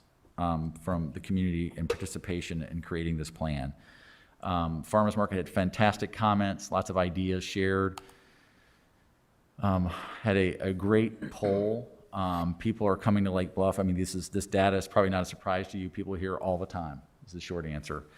A lot of people walk and ride bikes here. A number of people drive, obviously, but I mean, that's a big, you talk about walkability. I mean, that's a lot of riders and people walking through and to the community. Parking, people, love to park on street, but they are taking advantage of other places other than the train station, right? That's something that we think we can do better in. Why are people coming to the downtown? Outdoor dining, number one, and farmers market. I mean, the farmers market has been an amazing draw. It's recognized, Chicago Magazine recognized it as the only suburban market they recognize. The rest were all in the city. So we know it's special. I mean, it was put together by the original Economic Development Committee of the village to really be a draw and to expose the few businesses that were around then. It's kind of evolved itself as a destination itself. We have concerts on the green. I mean, I don't know, during COVID, that the number of people attending Bluffinia is astronomical. The numbers are shocking. Block parties, the village did its first one probably 10 years ago. It was really informal. I got a text from somebody who said, hey, can we set up some music in front of the brewery on a Friday afternoon? It was a nice Friday afternoon, and I said, sure. And it's kind of evolved over time, and it's really grown. These other special events there, you list, the bike race, art festivals. I have a question. Yeah. All these people are coming from other towns to Lake Bluff, or this includes the people from Lake Bluff? This is predominantly inclusive of Lake Bluffers, but the survey was not limited to Lake Bluffers per se, but it was mostly Lake Bluffers. So in front of Block 1, the village has had this outdoor dining area, dedicated to restaurateurs. People have really responded greatly to that. They've liked it, they've enjoyed it. And so the village is trying to find a way to, how can we permanently capture this experience? And so a lot of this specifically in Block 1, you'll see, is trying to do that. Again, this is maybe redundant, but the idea that people are here, what do they want? They want outdoor cafes, they want places to enjoy and have them be attractive with lighting and landscaping. In summary, some of the key takeaways is that, Lake Bluff is unique, small town, ambience, New England feel. We talked about the character and the community. Obviously, safety, community comfort, all that extremely valued here. We have so many great, unique places. Scranton Alley, the Village Green, how can we build on these, create new ones? The Block 1 improvements, again, should be formalized and beautified. That's certainly one of the criticisms that we've seen is, why does this have to look like the New Jersey Turnpike? And so I think the village has approached this as a very near term, is how can we keep making this experience possible and make it safe? I think long term, you'll see how we tried to do that. Parking. The village's most recent parking study says we actually have a slight excess inventory. You may not feel that way, but that's, the parking where it's most difficult is in Block 2. But we're in our ledger is actually in good shape. It could always be better, right? So, jump ahead here. So this layout, this map is intended to show the central intersection of Scranton and Walnut and Center. That's the community living room. That's where people gather, right? This is other spaces. You should help lead this. Remember, Soledad, since this is your universe, right? This is the design world, right? Yes. So this is our town. This is our home. We invite people into our community. We have the Village Green. We have our shopping and dining district. As small as our downtown is, it does have this kind of segmented feel, right? And there's these entry points. We talked about making the gateways a little more splashier, but this is our issues and our opportunities. This is the overall plan. On I'll jump through this and get to segment by segment. This is the area Block 2 right now, which is under construction. Hopefully, they are going to be done with all the flat work and the concrete by this Friday. I think the festoon lighting on the corner in front of Innovasi is probably March before we actually get the steel. There's lead time for that. And the lighting will go up in March, we think, but it's on order. But the rest of the flat work, the brick and all that will be done, I think, before the end of the calendar year. So, Is the festoon lighting kitty corner from that going in? that's TBD, right? That's what we're gonna talk about tonight. Okay, but in front of Innovasi is already agreed? Yes. Yes, Good. yeah. And so, for example, the concept plan that was recommended to the board for this particular block had a mid-block crossing at Scranton with festoon lighting and further east in front of Bluffington's. It had that, at mid-block and at the end of the block. Ultimately, the village board chose just to do it on the corner. Okay. So block 3, I won't spend a lot of time here, but this plan does speak to this. I mean, this is the transition to the detached single-family housing, and so it feels that way, feels very residential. The idea is not to have a lot of hardscapes, to make it more green and lush. Block 4 really focuses in front of the village hall and the lawn area there, and how that interfaces with the other public safety building and the gateway into the community, and just trying to make the most of a pleasant green space. This is by the library, and on the opposite side of Bluffington's. I think the village viewed this as an opportunity to pick up more bicycle parking and creating another space by the library, and maybe some additional parking along the on the west side of Oak Avenue. There is that space which is currently owned by the church, which there's like a bump out there with a couple of curbed areas that can be eliminated. As you can see here on the picture on the right, we can eliminate those and pick up another parking space. This is, block 1, this is the big one. This is the one where the questions are, kind of the outstanding questions are, should this be one-way or should it be two-way? There is the ability to keep it two-way and just reduce the sidewalk. This particular setup here that's being shown actually goes from the existing of about 18 feet to closer to 33 feet of sidewalk. There has been conversations about should this be made two-way or one-way. The ABR recommended this plan that you see here largely around traffic calming. The idea that by limiting the flow, with the idea of this being a destination, that people will take the time to drive around the short block and park and then make the most of this and really emphasize the pedestrian area, and create those spaces which we enjoy today on the street, which is that outdoor dining space, and try to put that on directly in front of the businesses and give them a very big palette on which to paint those experiences with, whether it be outdoor dining or other activities, and continue the lighting, festoon lighting on the corner there in front of B Market, to continue that element, to have that symmetry of that continuation. And then also you can see that red dotted line is kind of, if you were standing on the street looking west, that would take you right to the porte cochere of the metro station. So visually that carries your eye all the way to the end of the street, which hopefully is kind of a better way to shake hands with the train lot to encourage further utility of that. Again, maximizing public parking. Right now, this is the concept plan. One of the things that we've learned, having lived with the outdoor dining area, is that one of the unforeseen consequences has been folks cutting through the back of Block 1, going through that, and that's not desirable. So one of the things we've talked about, the ABR wants to try to help figure out a way to keep that or reduce that from happening. And there has been a concern raised also that there's been more traffic on North Avenue.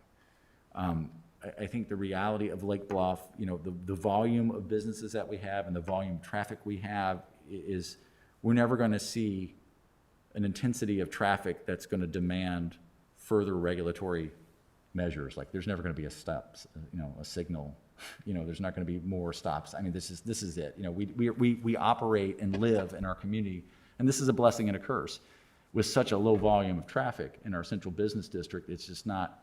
It's never anything that a civil engineer would study. It's just such a low volume. That's the reality. So. This is a kind of a cutout version of what the sidewalk could look like. And what's interesting, and I'll go back to this and see if I can, I don't know how well this translates, but this area here, this short section here, and also here, that's what's being talked about as a curbless street. So if you pull up in front of Target right now, right in front of the store, you can step out of your vehicle and walk directly into the store. You don't step up on a curb. There's no transition in grade. This is what's imagined in that location. The idea that the street could spill, all the activity on the sidewalk could spill over into the street for those Friday night block parties, or when there's a band, or if there's a special, maybe there's an outdoor dining experience that we're talking about, but all that it's a flexible space. And that's what the ABR talked about is, we can't predict the future. We don't know how many more, COVID pandemics we're gonna be dealing with, but the idea is, we like what we've experienced. We know that the community likes this. How can we create the opportunity to keep having these types of experiences? And the key was flexibility. And so that was their idea, was to have the traditional barrier curb on the south to announce you're in a new space. It's green, it's different. But on the north, again, all this activity from building interior to outside can bleed in and out. And I know Member Douglas has seen this and has participated in the conversation and part of building this. I know there's someone on the call here that's participated in the call or in previous meetings about this, and I'm not certain if she'll want to speak later, but I don't know. That's all I wanted to share, really. That's the meat of this. There's a lot more backup behind this. I don't necessarily want to get into all that, but if comments, concerns, thoughts. You want me to? Comments? I think the plan the ABR has recommended is phenomenal. I think it would be a game changer for Lake Bluff, and I think it's what I was speaking about. If you build it, they will come. I think that's the best form of advertising, and I think for a couple reasons, and I've talked to a couple of the restaurateurs on Block 1, having a curbless street without that built-in trip step would be a lifesaver for some people. And reduce the hazard of bringing food across the street for events in the park or block parties or whatever. And having the extra space on the sidewalk for both pedestrians and for outdoor dining, I think would be phenomenal. And I think the lighting would create the ambiance that people are looking for. So I think it's great. We still going more, You John? have John? Yeah, so I had a couple thoughts. First of all, the overall plan for the village, I think, is really positive. I think it does a lot of really great things for the community and for all the businesses that are in town. I do have a couple of questions. It seems that the scope and the details of Block 1 seem to be significantly different from the work that's being done in Blocks 3 and 4 right now. And I'm just kind of curious on why it seems to be, like, why wasn't a curbless feature one of the things that was talked about? Also, I know that there was an original plan for the current work that's being done now to make that a one-way street, and that was turned down for a number of reasons. Visibility for businesses was one, traffic flow, things like that was another. But the plan that's approved now is a one-way street, so it seems like all those reasons why we couldn't make one block a one-way street don't apply to this block. Maybe, I'm not really sure. As far as the numbers of the kind of the traffic flow of customers going down north and going behind the building through the parking lot, the easiest way to have them not do that is to make this a two-way street. I think that there is a way to make it a two-way street and retain the parking that it has and increase the space for the restaurants on the other side. There's been a couple different versions that seem like it make it possible to do. So I would prefer it to be a two-way street, and just inhibit the easier flow of traffic throughout town. And while it's not a huge amount of traffic, it still makes it easier. And Drew, your comment earlier about customers and kind of our parking situation. While we might technically have enough parking spaces according to a survey, it doesn't mean that we have enough parking spaces where the people that live in our community want to park at. We see customers have reservations at the restaurant. They will drive around the block over and over again, passing up spaces that are at the end of our block until they can get one that is right in front of the restaurant to park in. And they'll come into the restaurant 5 or 10 minutes late for the reservation. This happens every week. It's not just a once in a while kind of occurrence. But people will happily sit in the car and drive around until they get a closer parking space before they walk in. I think it's that general feeling, or for whatever reason people decide to do that, is one of the reasons why the metro parking is so difficult for us to use inspection. I also did have one other comment on the cost of the Block 1. Block 1 is about 30% of the, I guess for lack of a better term, linear footage of the work that's being done right now. But it has a budget that's 30 or 35% higher than what's being worked on right now. And while I understand that we are planning for it, a year down the road, it doesn't seem like a 300 or 400% increase in cost would really make a whole lot of sense. I'm just curious on what is the significant reason that it's going to cost $1 million to do this one small block, and it's only costing $700,000 for the huge scope of work that's being done in blocks 2 and 4 right now. And that's really not really necessarily our exact concern, but it does make me wonder why it would be so expensive.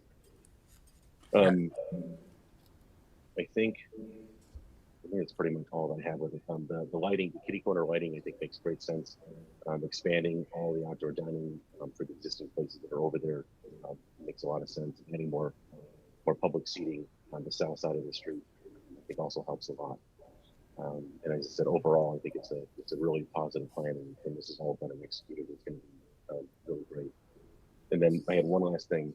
I'm just curious about how much planning or kind of outreach or effort was done on the impact of the street restrictions and some of the parking closures and things like that before the project began, because I think that the difference in the traffic that's in town and the level of people that are visiting the town now is at least certainly not what we expected. I know the bike shop is doing half of its normal revenue, and we're doing about 25 to 30% less than our normal revenue at the same time of the year, in the same weeks, as compared to our previous years, even last year in the middle of COVID. We've heard a lot of comments from our customers that they just aren't going to come in town until everything is all done. And it's been going on for, I think, about a month now, maybe a little more than a month, and it doesn't seem like it's quite very close to being finished yet. So I think that there's been a significant difference in the amount of people visiting the community, and I'm a little bit concerned that not enough effort went into really figuring out how much of a difference that was going to make and how much it was going to impact all the businesses that are in town right now. So I know there's kind of a lot of different things on a little speech. So, John, you were hard to understand. I'm sorry. The last kind of half of your comments, I think I heard them, but if I understood you, you were saying that the last 60 or so days, business has been down relative to last year. Yeah, really since the construction began. Is that better, Drew? Yes, that is better. Thank you. Okay, sorry about that. Since the construction began, really the last 4 to 5 weeks, we've seen significant drops at all of 4 of our places, and I know the bike shop is doing about half of what it would normally do for the same time frame. And we've had really consistent comments from our customers that they just aren't going to visit the town until everything is done. And with a lot of our customers, there is an overall feeling that the downtown part of Lake Bluff is just kind of closed right now. Now, I understand that that's not literally the case, but there's lots of things when people start talking about, just when people talk to people, where translations get lost and consumers start to form an opinion of things. And so the the decline that we've gone through has been significant enough for me to bring it up now, because we don't usually go through phases of things like that. Even during COVID, we didn't really have droughts like this. It is significantly different. So what I'm curious about is, did we really think about that enough ahead of time? And did we do enough to convince the community that the downtown is not closed? You all should still be coming in, and it's all going to be okay. And then I think that we should remember all this for the next time when we do block one, is to put more effort into that to make sure that people, again, don't think that our whole community is closed. Yeah, and that's, I mean, part of this, and we've talked about this, is that the idea that the village tried to plan this in a way that would be the least impactful, and we'd try to do it in a window of time to make it as narrow as we could, and put in penalties for the contractor to have to work and get this done in a very narrow window of time. And like we talked about, there's no good time to do this. Right? You know, Yep, it's just, I totally understand that part for sure. yeah, and so I think it's pick your poison. So, but it's, I hear you, and I think that's right. I mean, we've tried to do, you know, social media campaigns, we've done signage, and I think we can always get better, and certainly appreciate those comments, and we'll try to learn from them and see if we can do better the next time around. So I hear you loud and clear on that. So, you know, your question about the cost, I think if I had to narrow it down, probably the biggest differential for Block 1 from the other areas is that Block 1 right now, as designed for visual aesthetics purposes, to make it more connected to the sidewalk and kind of just show it as a activity area, is a change in materials. It's concrete. So the idea that the street would be concrete instead of asphalt is driving the biggest cost. I mean, granted, concrete lasts longer and it's going to wear better over time than asphalt. But that's probably the single biggest difference, John, is that the street's concrete versus asphalt. Does it have to be that way? No, it doesn't. But that's why it's been designed for, again, visually, so that it seems to be one big connected area. The kitchen floor, if you will. Yeah, an expensive kitchen floor. It is. Maybe the interior designer has alternative advice. Should we go with wood, maple? What do you think? Hard to plow. Yeah, hard to plow, yes. That'll fix it. Yeah. No, I appreciate your comments, John. Yeah, it's some of the idea, you know, why is this block different? I think some of it has to do with scale. This block is a very short block. It's about half the size of Block 2. And for the same reasons that we haven't had, you don't see a lot of block parties on, you know, on Block 2. It's just that it's so long. We did do that one time. We closed the street down, and the lack of intimacy was more than apparent. I mean, it's too big of a footprint to try to, and you just can't fill it up. I mean, I think there's times when Block 1 even seems a little light. You know, it's a difficult area to try to manage, and it's too big to try to pull those off successfully. It's kind of what we've experienced so far. I guess I'd like to have the problem that if we had so many people that we filled up the entire block, that'd be great. But I don't know that can happen. They have done it before. I mean, I'm going back years and Yeah. years when they had That outdoor Christmas festival. no, it The was tent? Oktoberfest. between Block 1 and 4 was like a fall festival. Yeah, yeah. And they had, you know, hot dogs and Dr. John's deli, and this Yeah. drinks over here and this there, and then it filled it. But it was so many businesses participating, it was crazy. There's also residences on Block 2 and a lot more curb cuts that people need access in and out of, so. For sure, yeah. There's other reasons, yeah. There's the scale, there's connectivity and access issues. That was part of the reason why this area could be treated differently. And also, it's one-sided, right? There's only businesses on one side of the street versus two sides of the street. Its proximity to the train station, again, trying to make that connections. And Lake Bluff is small enough that we can treat these things differently block by block. So I think that's why the details are so different, because they function differently. And that's one of the struggles that the ABR had when they were coming up with this. It's like, okay, we know what we have today. So it's hard to predict who's going to be there in the future, because we know there's going to be turnover, right? But I think it's fair to say that the amount of retail, like true retail, is limited in the future. You know, there is, sure, there'll be some boutiques from time to time, but our business really is that eating and dining experience, and that's probably our future. It's difficult to keep up with Amazon and others, but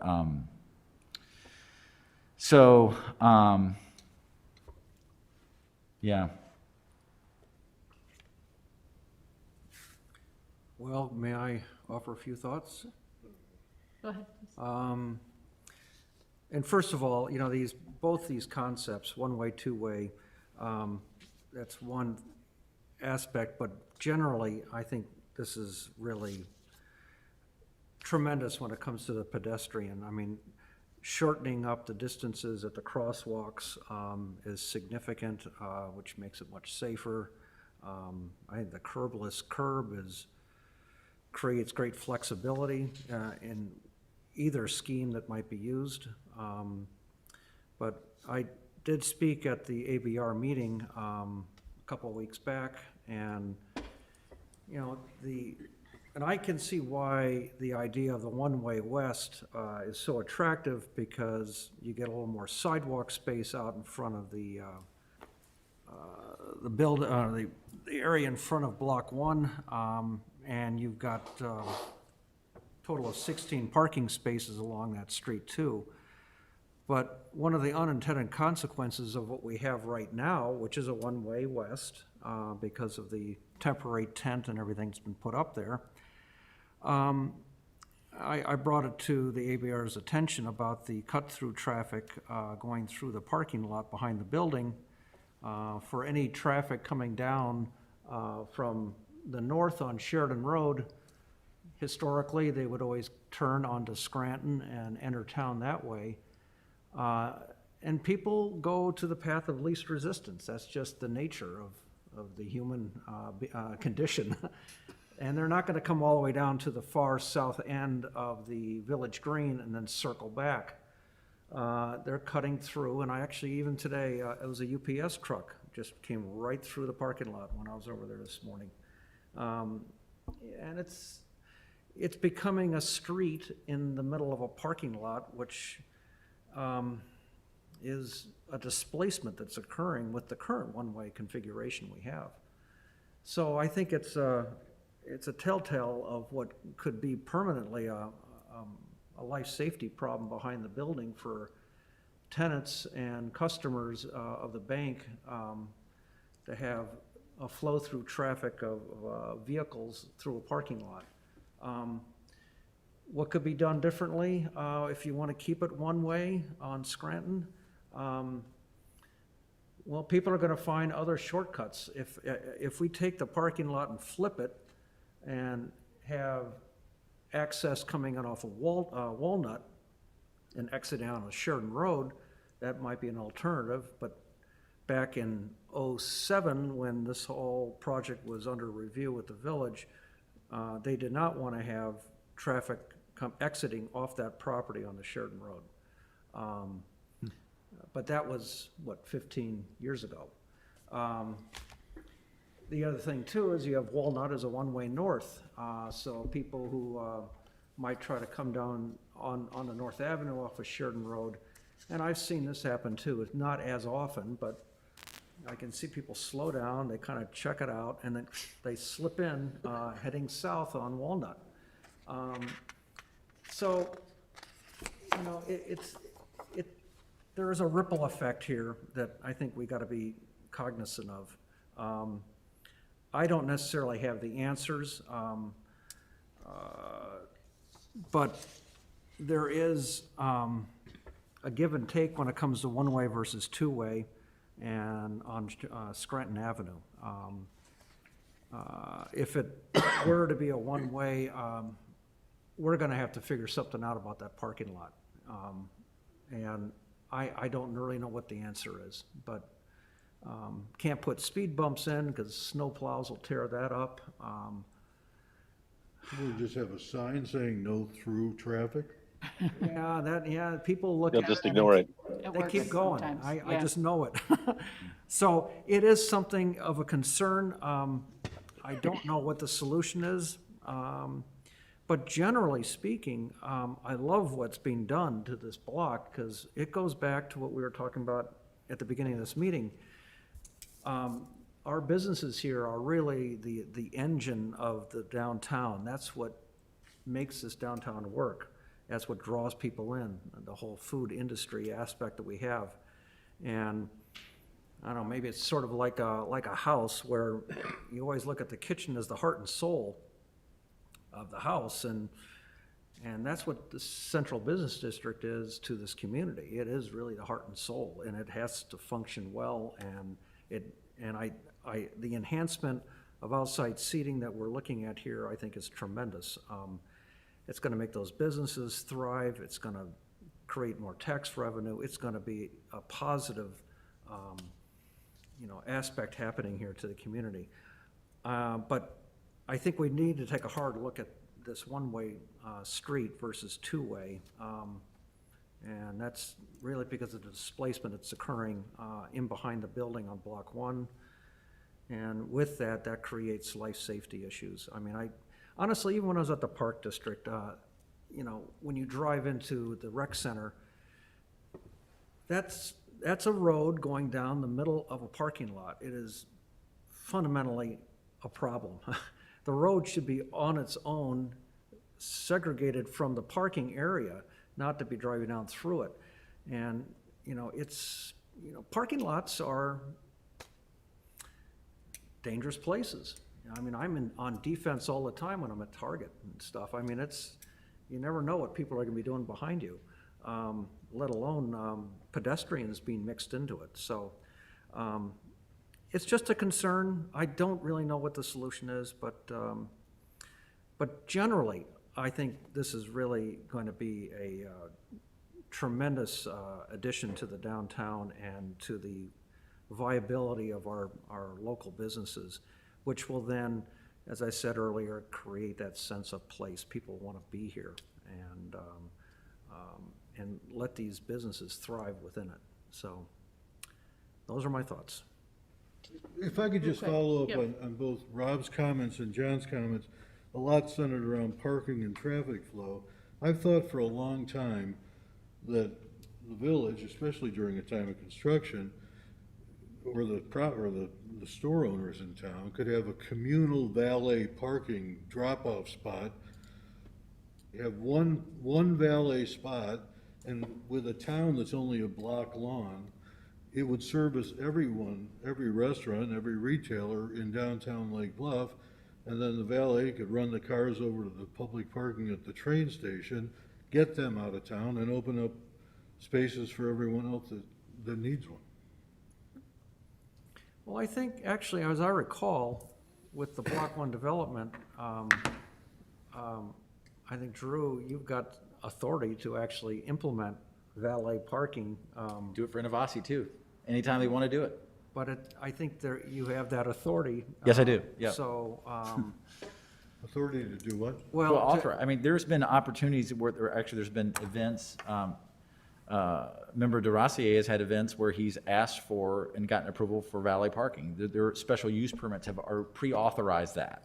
So the idea of doing that, they have the pre-authorization. Block 1, any business with the building owner can come and say, I would like to do valet park. I mean, there's procedures, administrative processes in place to make that happen tonight, if somebody wanted to do that. Well, I mean, that would be a real solution for the concern John mentioned a short time ago about people getting to his restaurant. And, and I think long-term, it would be a great way to mitigate parking issues. yeah, actually, Naperville has those, what do they call those vehicles? It's a three-wheeler with a big carriage on the back of it. Forgotten the name of it. Like a rickshaw? Well, not rickshaw, but it's rickshaw-like. Yeah. But it's a motorcycle kind of that's been, it'll come to me. You see them in Cairo and all kinds of other cities. yeah. But I'm sorry? A pedicab? Like a No, well, it'll come to me in a moment. Golf cart? But, and that might be this valet might be a good solution for the summer months, but still, even during off-season, we've got to have, safe traffic patterns working here too. So, so I think those enhancements, I know, maybe we can get kind of those bicycle rickshaws, and go that way. But it could be kind of fun. I know that Naperville was doing that for a while. Rickshaws around Soldier Field are all battery operated now. Yeah, well, but, yeah, I have nothing more to add. I'm sorry. Okay, so I think my biggest concern I love a lot of this, for sure, but I think my biggest concern is sort of losing the gateway to Lake Bluff, if we only have the westbound access right there. And Robbie brought up a lot of the safety issues and stuff.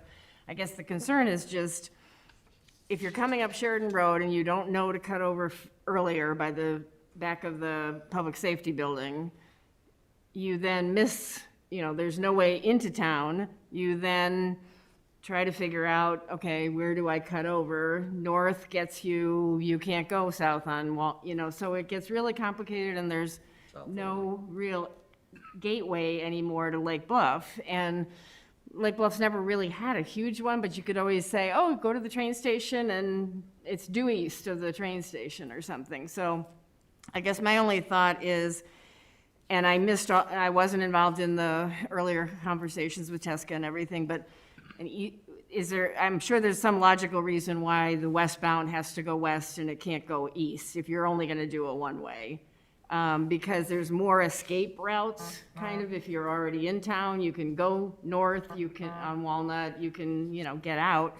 But does it, could you take the whole plan and just make the traffic go east? And if that's not doable, then how do we deal with not having a gateway to downtown Lake Bluff easily? And how do we get people in with signage or with something so that they feel like there is a way into town? Yeah. And two-way would be, I guess, the fallback position. So those are just my thoughts.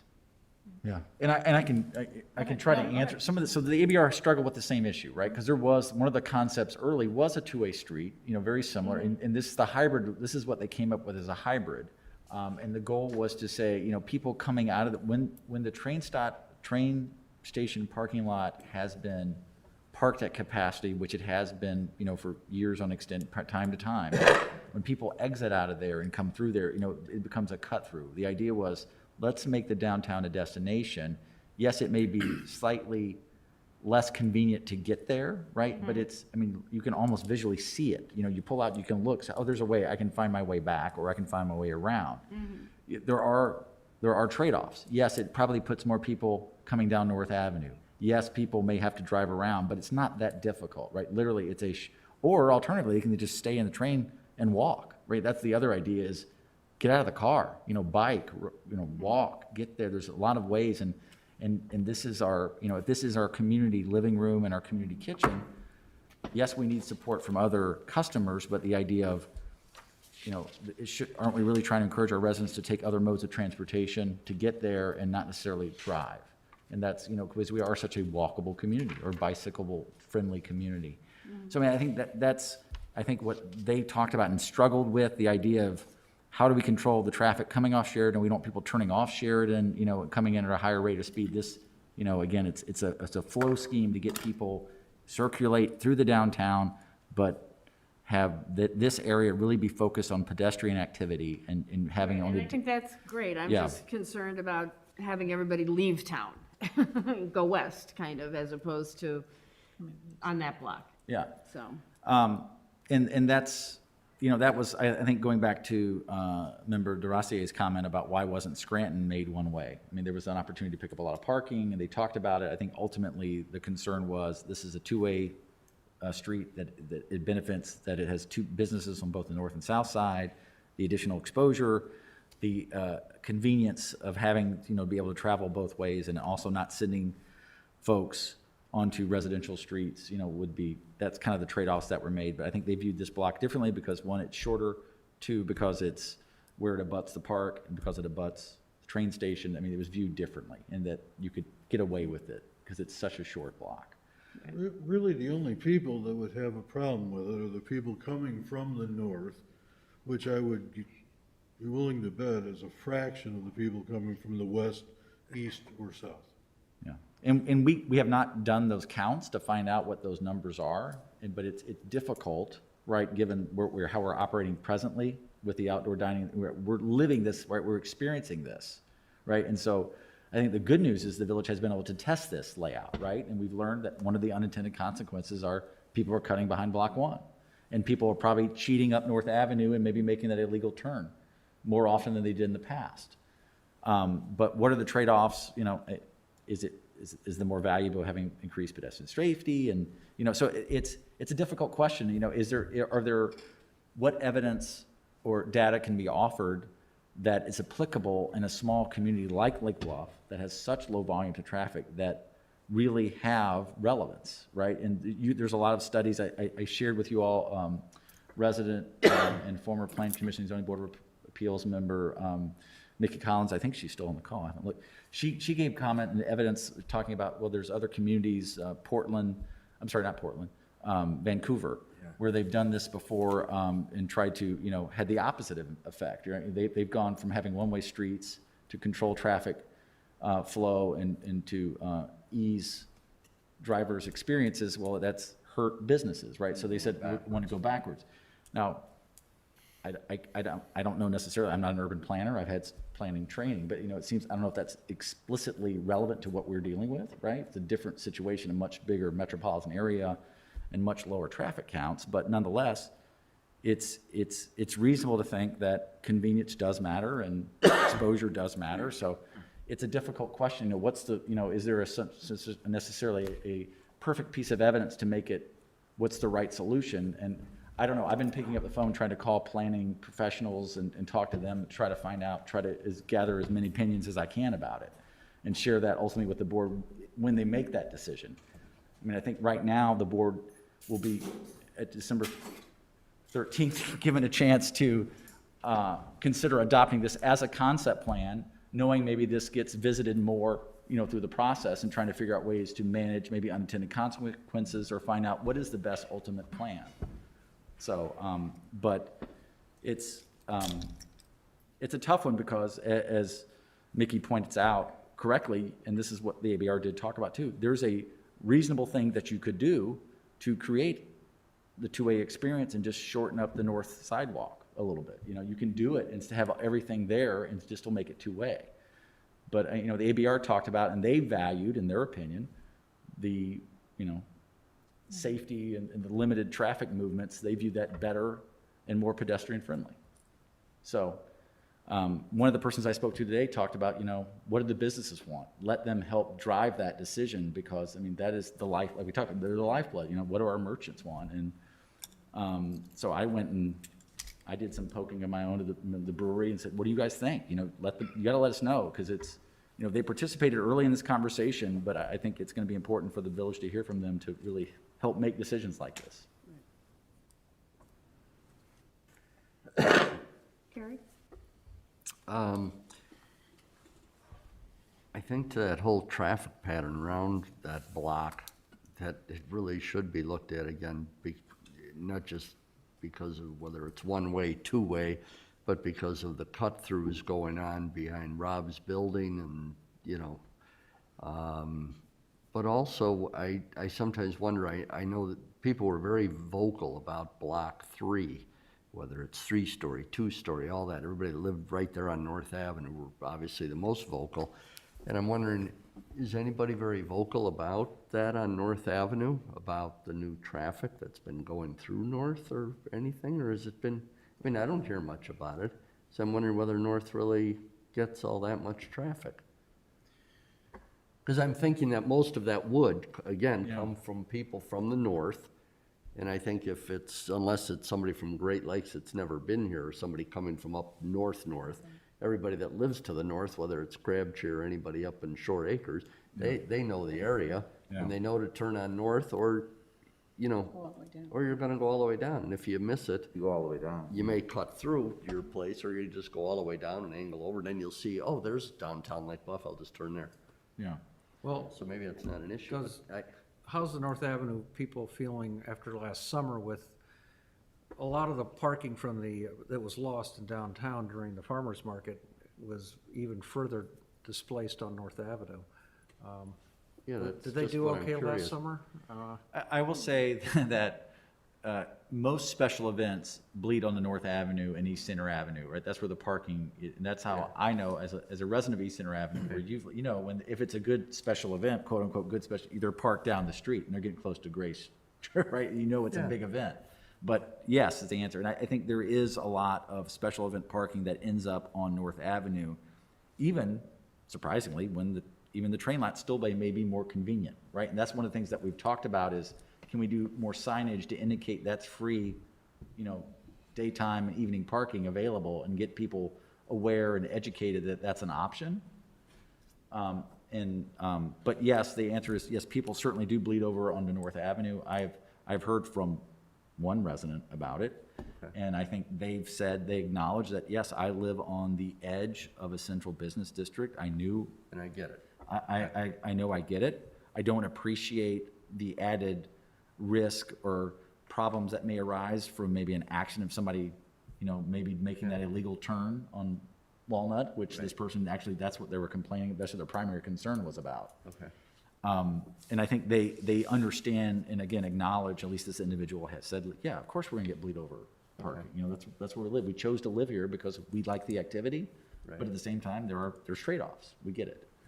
But they don't like when people are jerks and park, illegally, and if they're correct, and or if they're making illegal movements. So, I mean, that's an enforcement issue. We're going to do some different signage on North Avenue. Actually, we talked about doing that. So, There's only about maybe 8 parking spaces in the entirety of the first 2 blocks of North Avenue. So Yeah. I don't, Right. yeah, it's all relative, right? What's your experience? It's relative.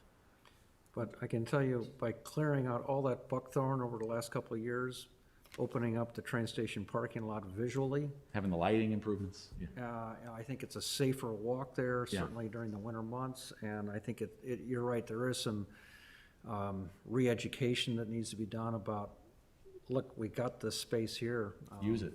Yeah, so, but that's been a huge improvement. Yeah. I'd say as far as the re-education, the most important re-education for that lot would be for employees. We all know that employees Yeah. park in front of their own businesses for hours. And when they don't park for hours, they know that Lake Bluff does not ticket. That's They not true. can say- They can say, We park. they do not ticket very often. So they know that they can park on Oak in a 4-hour space, and they can stay there probably for 6 hours, or they can show up there at 4 in the afternoon and park, because by that time, if they're there a couple hours, it's gonna be, 7 o'clock or whatever, 8 o'clock at night, to the 4-hour period. But again, I can only stress what I have before, which is parking on that Block 1 area that we lost spaces, and, I think it's been hard. Block 3, I know the hope is development, not a parking lot. The library has a parking lot of, 8, maybe 10 spaces now, they added to it. But it's not for patrons of the library. It's only for employees. So it's a library with no parking lot. So, and I really do think they've grown through the years, and a lot more people use the library, so that's lost parking there too. I wish these people that do these parking surveys would come into some of the businesses and just sit there and spend a week in Untitled or Bluffington, or, and just watch people drive around 2-3 times looking for a space and not find anything. And I get it, and I'm sure your building does. Ron, you have all the signs up, but people come into the back lot of our building and I say, can I help you? And they say, oh, I'm just picking up a sandwich. And 20 minutes later, and I said, well, picking up a sandwich says private parking. And they say, well, I'll be just a minute. So, they obviously they can't find parking, and I still think that's a problem, and it's gone on like this for decades. So, that's all. Sorry. Go ahead. I have a question. I love all these things happening in I think it's a very positive thing. I didn't like that it happened when I was moving. But, Sorry about that. it was the 3 weeks. Yeah. But no, I was expecting to have more parking, like have one. What I expect when I saw the whole thing was that we will have only one way and the diagonal parking on both sides, because I feel like you have much more capacity if you have those in that way. And I thought that you will have the block 2 and 3 in that way, and you were closing the block 1. That is what I thought. I saw that, no, today I saw the marks. Maybe the street is not big enough, I don't know, or for two ways. Is possible to do all those 3 blocks, one direction, and have more parking? That was discussed, and that was actually the impetus that brought about all this planning, was like, should we do this, should we not? And ultimately, the village leadership chose to keep the street 2-way and have I think it's a net gain of, what's the layout now will be a net +3 parking. But I think there was up to 9 spaces could be captured if they did the one-way.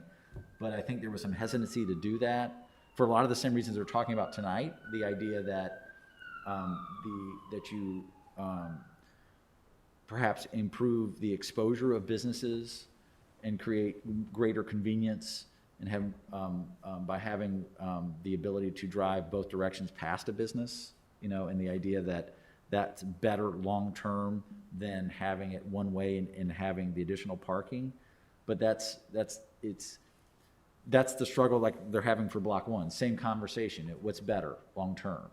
And this one is actually actually it's net -1, because there's actually a stall in front of by Hansa that gets created to be a bigger green space and a bigger pedestrian area there. But overall, this overall plan's a net gain to parking, but it's not as big as it could have been if it was all one way.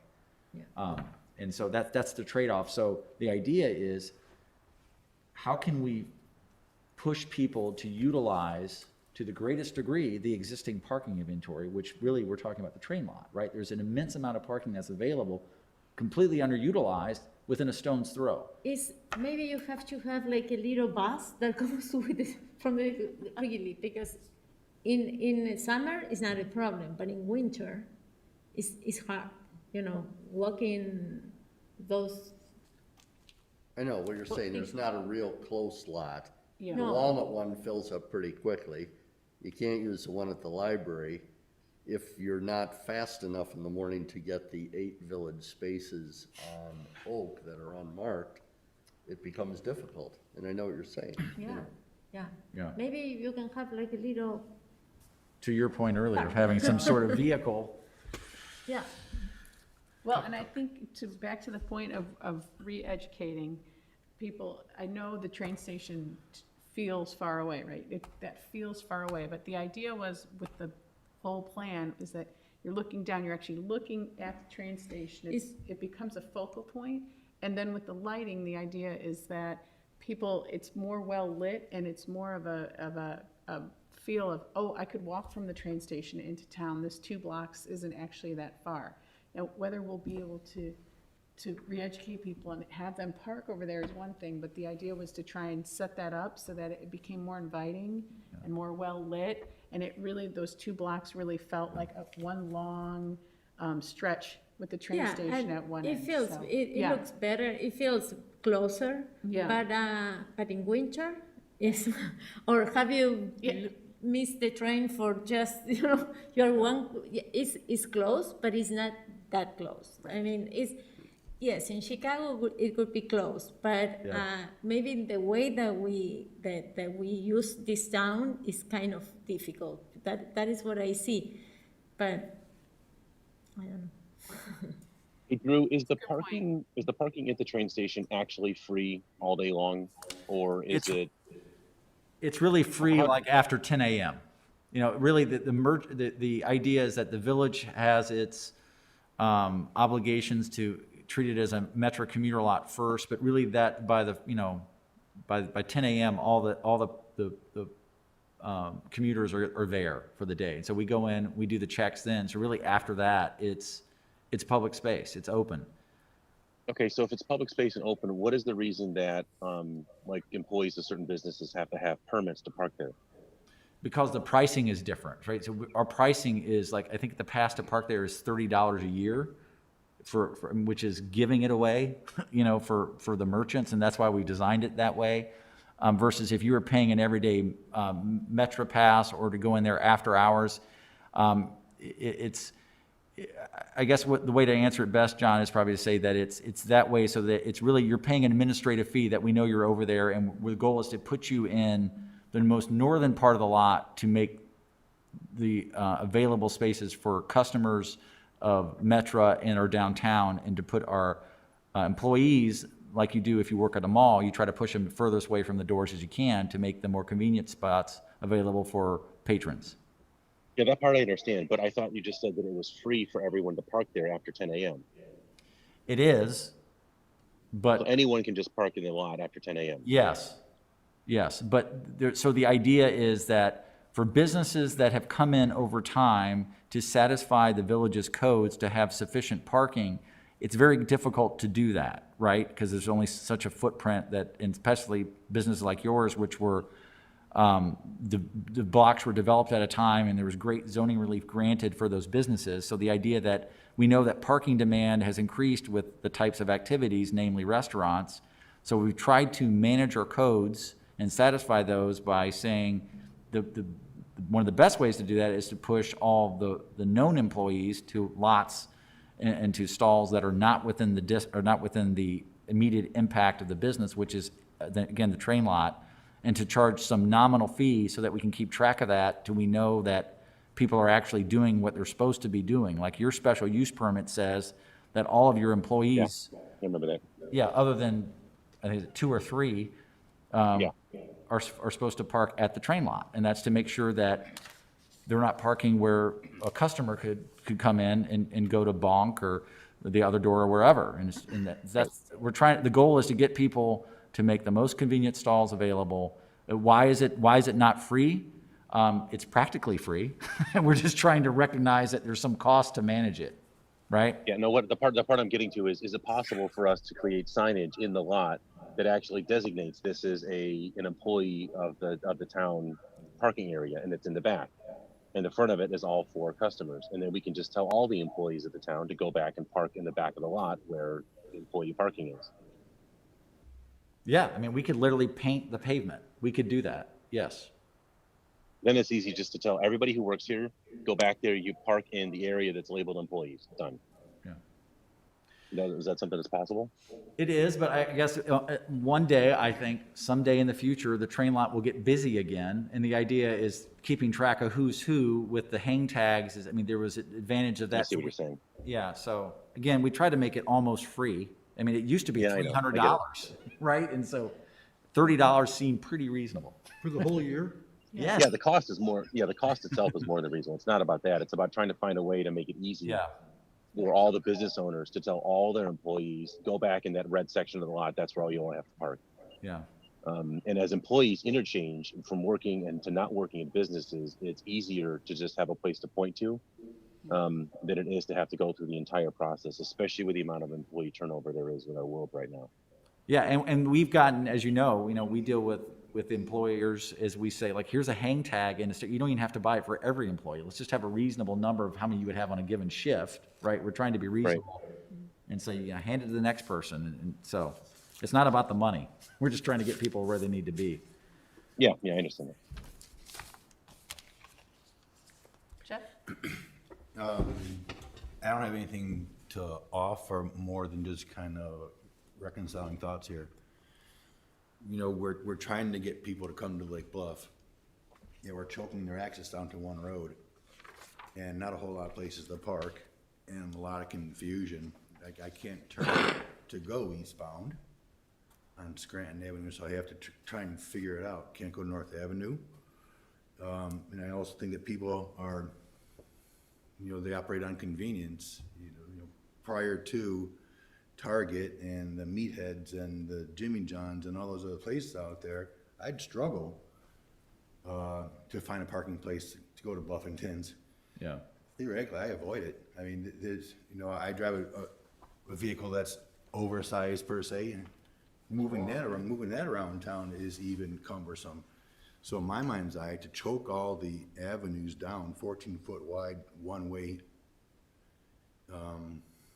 just provides too much confusion for the average person. And if we're inviting people from other communities to come out here, I would think you want to facilitate the ease of egress into town as opposed to choking it. Mm-hmm. I don't know how to solve the problem. I'm just No, that's good. candidly, you're making it very hard for someone who's not familiar to the town to navigate it. Is there a reason that Walnut is one way in that one little stretch? Yeah. Like, is there a reason why we couldn't make Walnut two-way? I think the idea was to not facilitate more traffic movements in the residential area, right? Okay. I think that's the baseline, yeah, to try to limit those movements. But if you're changing things, that might be a time to look at that, possibly. Yeah. Yeah, because then you could, if Right. the one street remain, if block one remained one way, people could come down, they could come down north, they'd just be on that little stretch, and then they could come up Walnut, they'd go by Hansa, and then they'd go by B Market, and then they'd have the opportunity to turn left or right, or go straight right there. Might open up the traffic pattern a little bit. This is hard Just to a thought. navigate. It's, during farmers market days, it's almost impossible to I navigate. know, it's crazy. I mean, it's a great success, I understand that, but it's, for a local, and, avoid Lake Bluff for 6 hours on a Friday. If I remember correctly, Drew, I think part of the Walnut being one way was also, I think we're having problems with the mail truck, those shorter semis, that they were going out on North Avenue and trying to keep those trucks in the central business district, not getting into the residential. I think there was some, I remember that being one of the variables when we knocked that house down and put that parking lot in. So, and of course, people love the mail drop there, but we could figure out another location for that. But it's probably an area worth studying to see how, we can create some pressure release points with the circulation of the downtown. So that's, I think that's a valid area that should be looked at. If you do this, there's one entrance road into the central business district. Off of Sheridan, you mean? Pretty much one road. You go in Or center. coming up from When under I the hit the bridge off of Sheridan Road, there's one road in, right by the fire station. That's it. Well, a good portion of the town is east of the train station, so they're not going to Sheridan Road and coming back in. They're just driving right up Scranton Avenue from the east, or Center Avenue from the east. It only affects the people really coming from the north. And south. I mean, if you Familiarity. don't know to South, cut yeah, over to at the turn public right safety. there. Familiarity. Be really easy to Build go it and they from will the south come. to- It's gotta be familiar. I will say that on Even Google coming- Maps even right coming now, from the south, you have two stop signs, three stop signs to get to Scranton. If you take, the angled turn, you got your first stop sign, then you gotta make a right turn, then you got a stop sign. Now you turn left, now you got a third stop sign at Scranton, just to turn right. And if you could go straight and turn right across from the train station, you'd be on Scranton, that's it. Yeah, again, it's a traffic place, not me, What was the reason that it's not going east? Was there a specific? I think the idea is that Sheridan is busier, and the idea that the goal would be to force people to come through and plan to stay, make it, we're the destination, right? It may take a minute longer to get here, but But it's the worth the two-way was open to Sheridan. That's correct. So what's the difference, two-way or one-way? I think the idea, the traffic calming that's created by making it one-way, the ABR believe that it is safer for pedestrians, that there's only dealing with one traffic, one-way flow. They can only have to look one way to see where cars are coming from, right? We have a two-way street now that is shut down, even in non-COVID times, 2 or 3 days a week. You got farmer's market, a block party, Yeah. and then an art fair, whatever. Yeah.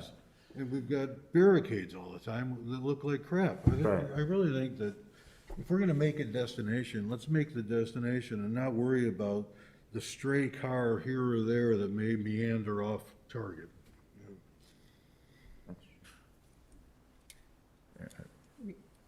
What is the reasoning You have to come up to the podium. The thing I keep wondering is having the one way in front of the brewery being from east to west. Why wouldn't we make it from west to east? I mean, to Jeff's point, let's force people in the village. We don't care how they exit, but at least we have an entrance point that is, well, as long as they're here, they're going to get stuck in the middle, and they might get out of their car and just go and eat right there. But the point is, where did the thinking from east to west came from for that one way? That would be my question. Come from the drive-through at all for the bank?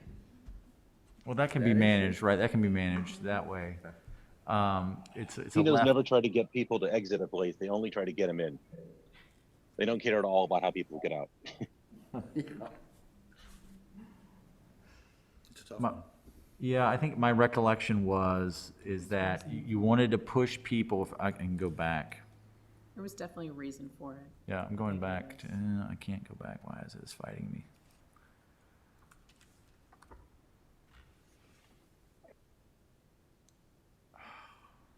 Crashed.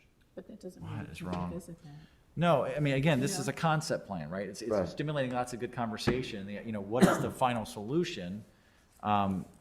It'd be, in one sense of the word, it'd be great if we had, 50,000 vehicles a day. You can examine and have much more better study, but we just don't have the volume to make any sort of, I think, reliable predictions on movements in the future. I mean, the best that we've had is just that we've done the experiment, right? We've lived with it since we've closed off Block 1.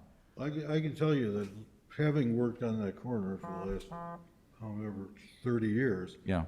the traffic coming from the west going east travels at a much higher velocity than the traffic coming from the east going west.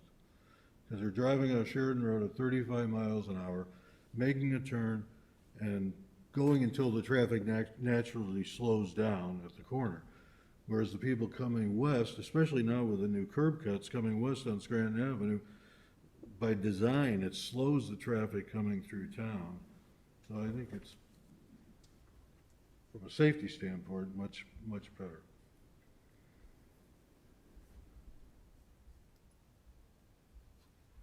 But it would be safer a one-way than a two-way going east as well. I think it's much safer with one way on a short block like that. Right. But Especially with all the traffic back and forth to the park from the restaurants and the brewery. And I think that was part of what the ABR, they sort of saw that blocking that space as an extension of the green. So all of that kind of feels like one big space. Yeah, it's the community living room, right? Right. All that space flows together. So the idea of having slower traffic or a simpler traffic pattern on that road, that was their intention. I think convenience is something that, really needs to be understood. If it's not convenient, you're gonna go somewhere else. Right. That's right. Yeah. Yeah, is that enough to make it off-putting? Tough, don't know, right? And I guess the answer is, how's it worked for the last year plus? I mean, how was your summer, John? About like normal. Yeah, which is not bad in a pandemic, right? No, I have no complaints about how Yeah. busy we've been until the last 5 weeks. Yeah. And so, I mean, that's one of the things that Jody Mariano from Tesco talked about. It's like, what we've been able to do is literally test it out. And that's because we don't have enough traffic volume to say, let's do an analytical study and see how we can predict how it would happen. We just don't have the volumes to make any sort of reliable predictions. Testing it is the best evidence we have. You know, and I think that's kind of the best we're gonna be able to do in terms of any sort of analysis and what's the criteria. You know, maybe Jeff values convenience over somebody else saying, well, yes, it's maybe less convenient, but ultimately the pedestrian safety or the feeling, the character and experience it creates outweighs that, because I'm willing to drive another 100 yards to make the turn and make it, I value that greater. Has Lake Forest Bank expressed any concerns about forcing drive-through traffic to come just from the east? Yeah, that's, No. I brought it up. Haven't heard anything from them at all. Are they aware of it? I mean, I think they would be the one most impacted. yeah, they've always had their access, right? They've had their, First thing in, boom, there it is, yeah. yeah, so they've always had their access, and But they goodness wouldn't knows. with a one-way street. Well, they would still have access. At least with this, it would just be either, is it westbound or eastbound making the turn in, right? No. No, if it's a one-way westbound, you have to get in town to go to the bank. You can't simply just pull in. Oh, Correct. yes, like it is now. Like it is now. Yeah, and to my point, we've heard nothing, no complaints about it. I think maybe it's a pandemic, acceptance. To make something permanent, But again, it's such a short, and listen, I'm not advocating one way or the other than I'm just hoping we come up with the right answer, right? Like everybody else, right? Because we're just this is our central business district. One of the things that you go back to is like, in some of the raw data that we received, like, hey, this is a pretty good thing. Don't screw it up, right? So I think the experiment has been very successful. What we're doing now with Block 1, I think this idea and this concept is very exciting. And again, nailing down the details, one way, two way. I mean, there are ways to do it both ways, and it's trying to find what is the right amount of evidence, and everybody's going to value different things. So I think it's going to be a tough decision in the end. Does the village have money budgeted to do this? No. But could we do it? Yes. Are there grants available for these types of specific projects? Yes. So what is your hopeful timeline, assuming a concept is approved? If the concept's approved, I'm going to work to make application before January 9th to a federal program that has availability up to $3 million. This project is well under that.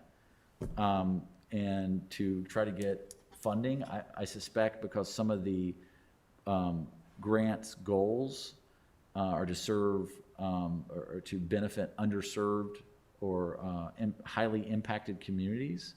And we don't necessarily fit that profile, but one of the things that they've encouraged municipalities like ours to do is to seek funding, but do it in 80-20 or 50-50, something that where we could make a good business case and show that we are matching dollars for this investment. And I think it's great the village has a plan. It's even better that we've actually implemented a part of it already on 100% on the village's dime by doing Block 2. And by coming in and saying Block 1, we've done this experiment, we've seen the results. We did this during the pandemic. It's directly related to pandemic, we want to change our infrastructure to reflect that new lifestyle. I think it checks a lot of the good boxes. What does the grant money allow as far as, is it just, Infrastructure just like this. what is infrastructure? Sidewalks, roads, Lights, yep. awnings? Bridges, hardscape. So yeah. there are some elements to that program that could be building improvements. Okay, Yeah. interesting. So take care of our local politicians. Yeah. I mean, honestly, that they helped out the Park District with Yeah. the access to the beach. That was all due to one of our representatives that Yeah. made that happen, so. Yeah. So, these programs we will certainly, we're meeting with them regularly, Regis meeting with them very frequently, mostly chasing stormwater dollars, right? That's what we're, but this could be certainly fits, community goals, but it's, to answer your question, Brad, the goal is if we can get a concept plan approved and go with the seek funding, that's as soon as next, in January. That'd be great. and I, you know, the board had a conversation last week at the committee of the whole about this project, and there was a lot of the similar comments, you know, large, you know, high level, generally, it's a fantastic plan. There's some details that need to be worked out at the end. But I think generally there's a lot of support for this plan, and there's certainly several board members who would like to see investment, actual, you know, construction block 1 sooner rather than later. There's others that are a little more cautious, you know, who knows where we're headed. You know, the village does rely on sales tax for a lot of this. I mean, a lot of the sales tax that's been coming in the village's coffers over the last decade or so has been very helpful in doing a lot of capital improvements. But some of this logistics issues, certainly impacting car availability, you know, the village has been very conservative historically financially, and that's why we are in the good position that we're in today. But it's something that, you know, some board members will be a little more cautious, but I think there is some excitement about continuing what's been happening with Block 2 and seeing that carried through. And again, if you build it, they will come. I think there's some support for that. Any update on Block 3 at this point, or no? Block 3, the village's, you know, from a land use, the village's goals are to have that to be transitional residential, you know, and which probably would be some sort of multifamily attached housing, you know, a condo plan, not unlike what's been shown before. I think it's always been a scale issue, right? You know, what's the right size?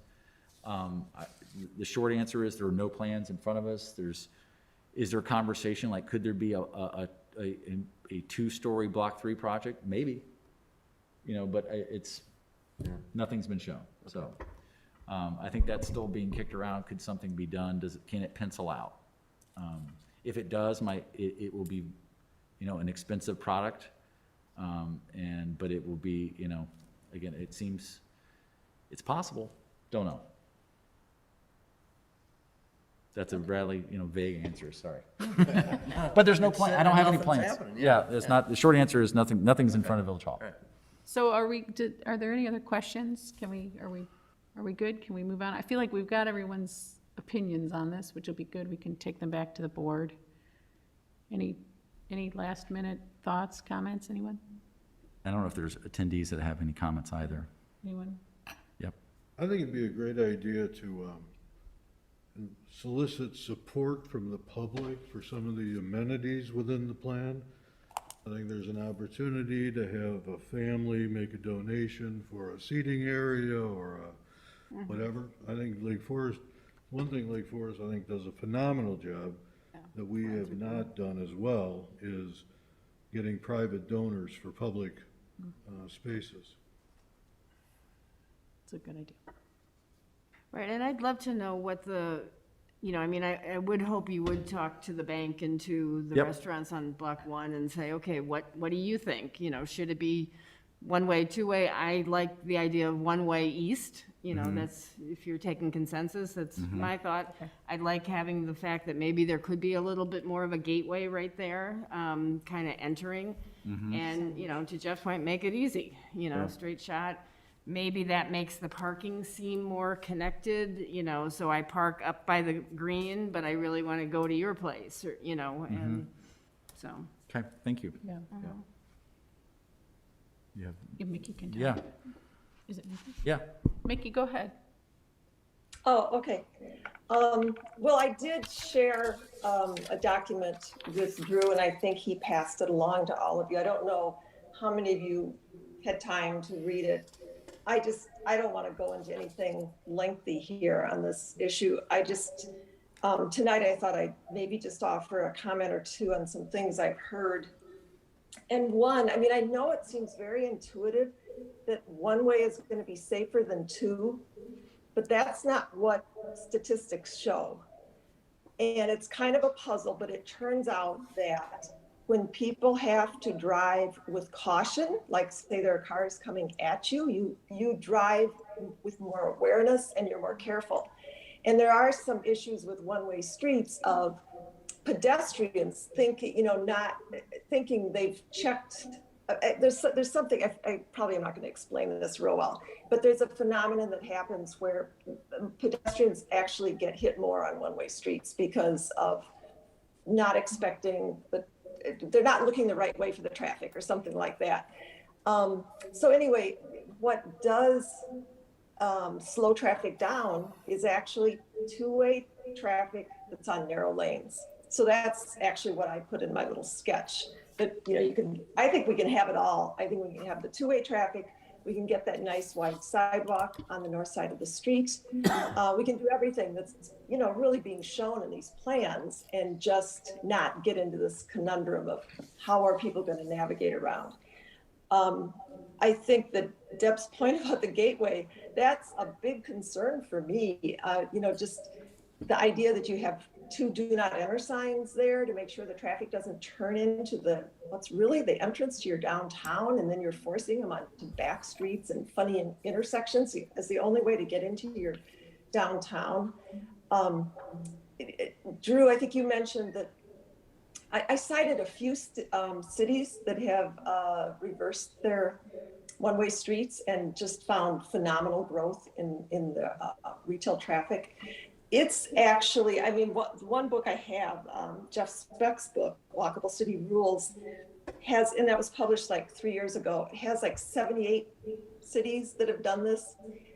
Some are smaller. I mean, I don't think any of them are as small as like Bluff, but that's I guess kind of an impossibility, right?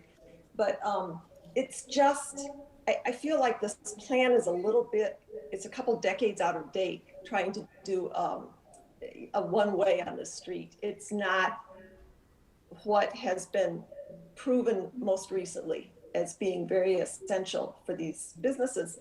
If you make it one way, you cut 50% of the drive-by traffic out. It's just gone, at least 50%.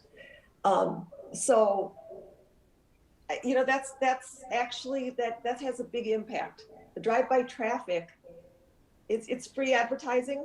The businesses, you know, people see that there's an outdoor cafe and then they think, oh, maybe I'll stop, or, you know, hey, I'll come back this weekend. Or it's just, I mean, I think every business person in the CBD should understand that. So I think that's it. I'd love it if you haven't read my little write-up. It's only 2 pages long and it's pretty brief. But and there's a really good article from Governing Magazine that I included too. So thank you. Thank you, Mickey.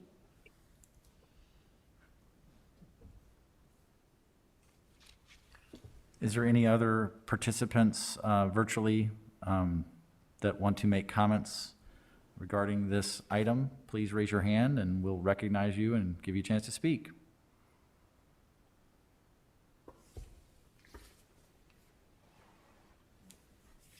Doesn't appear to be any other comments. Great.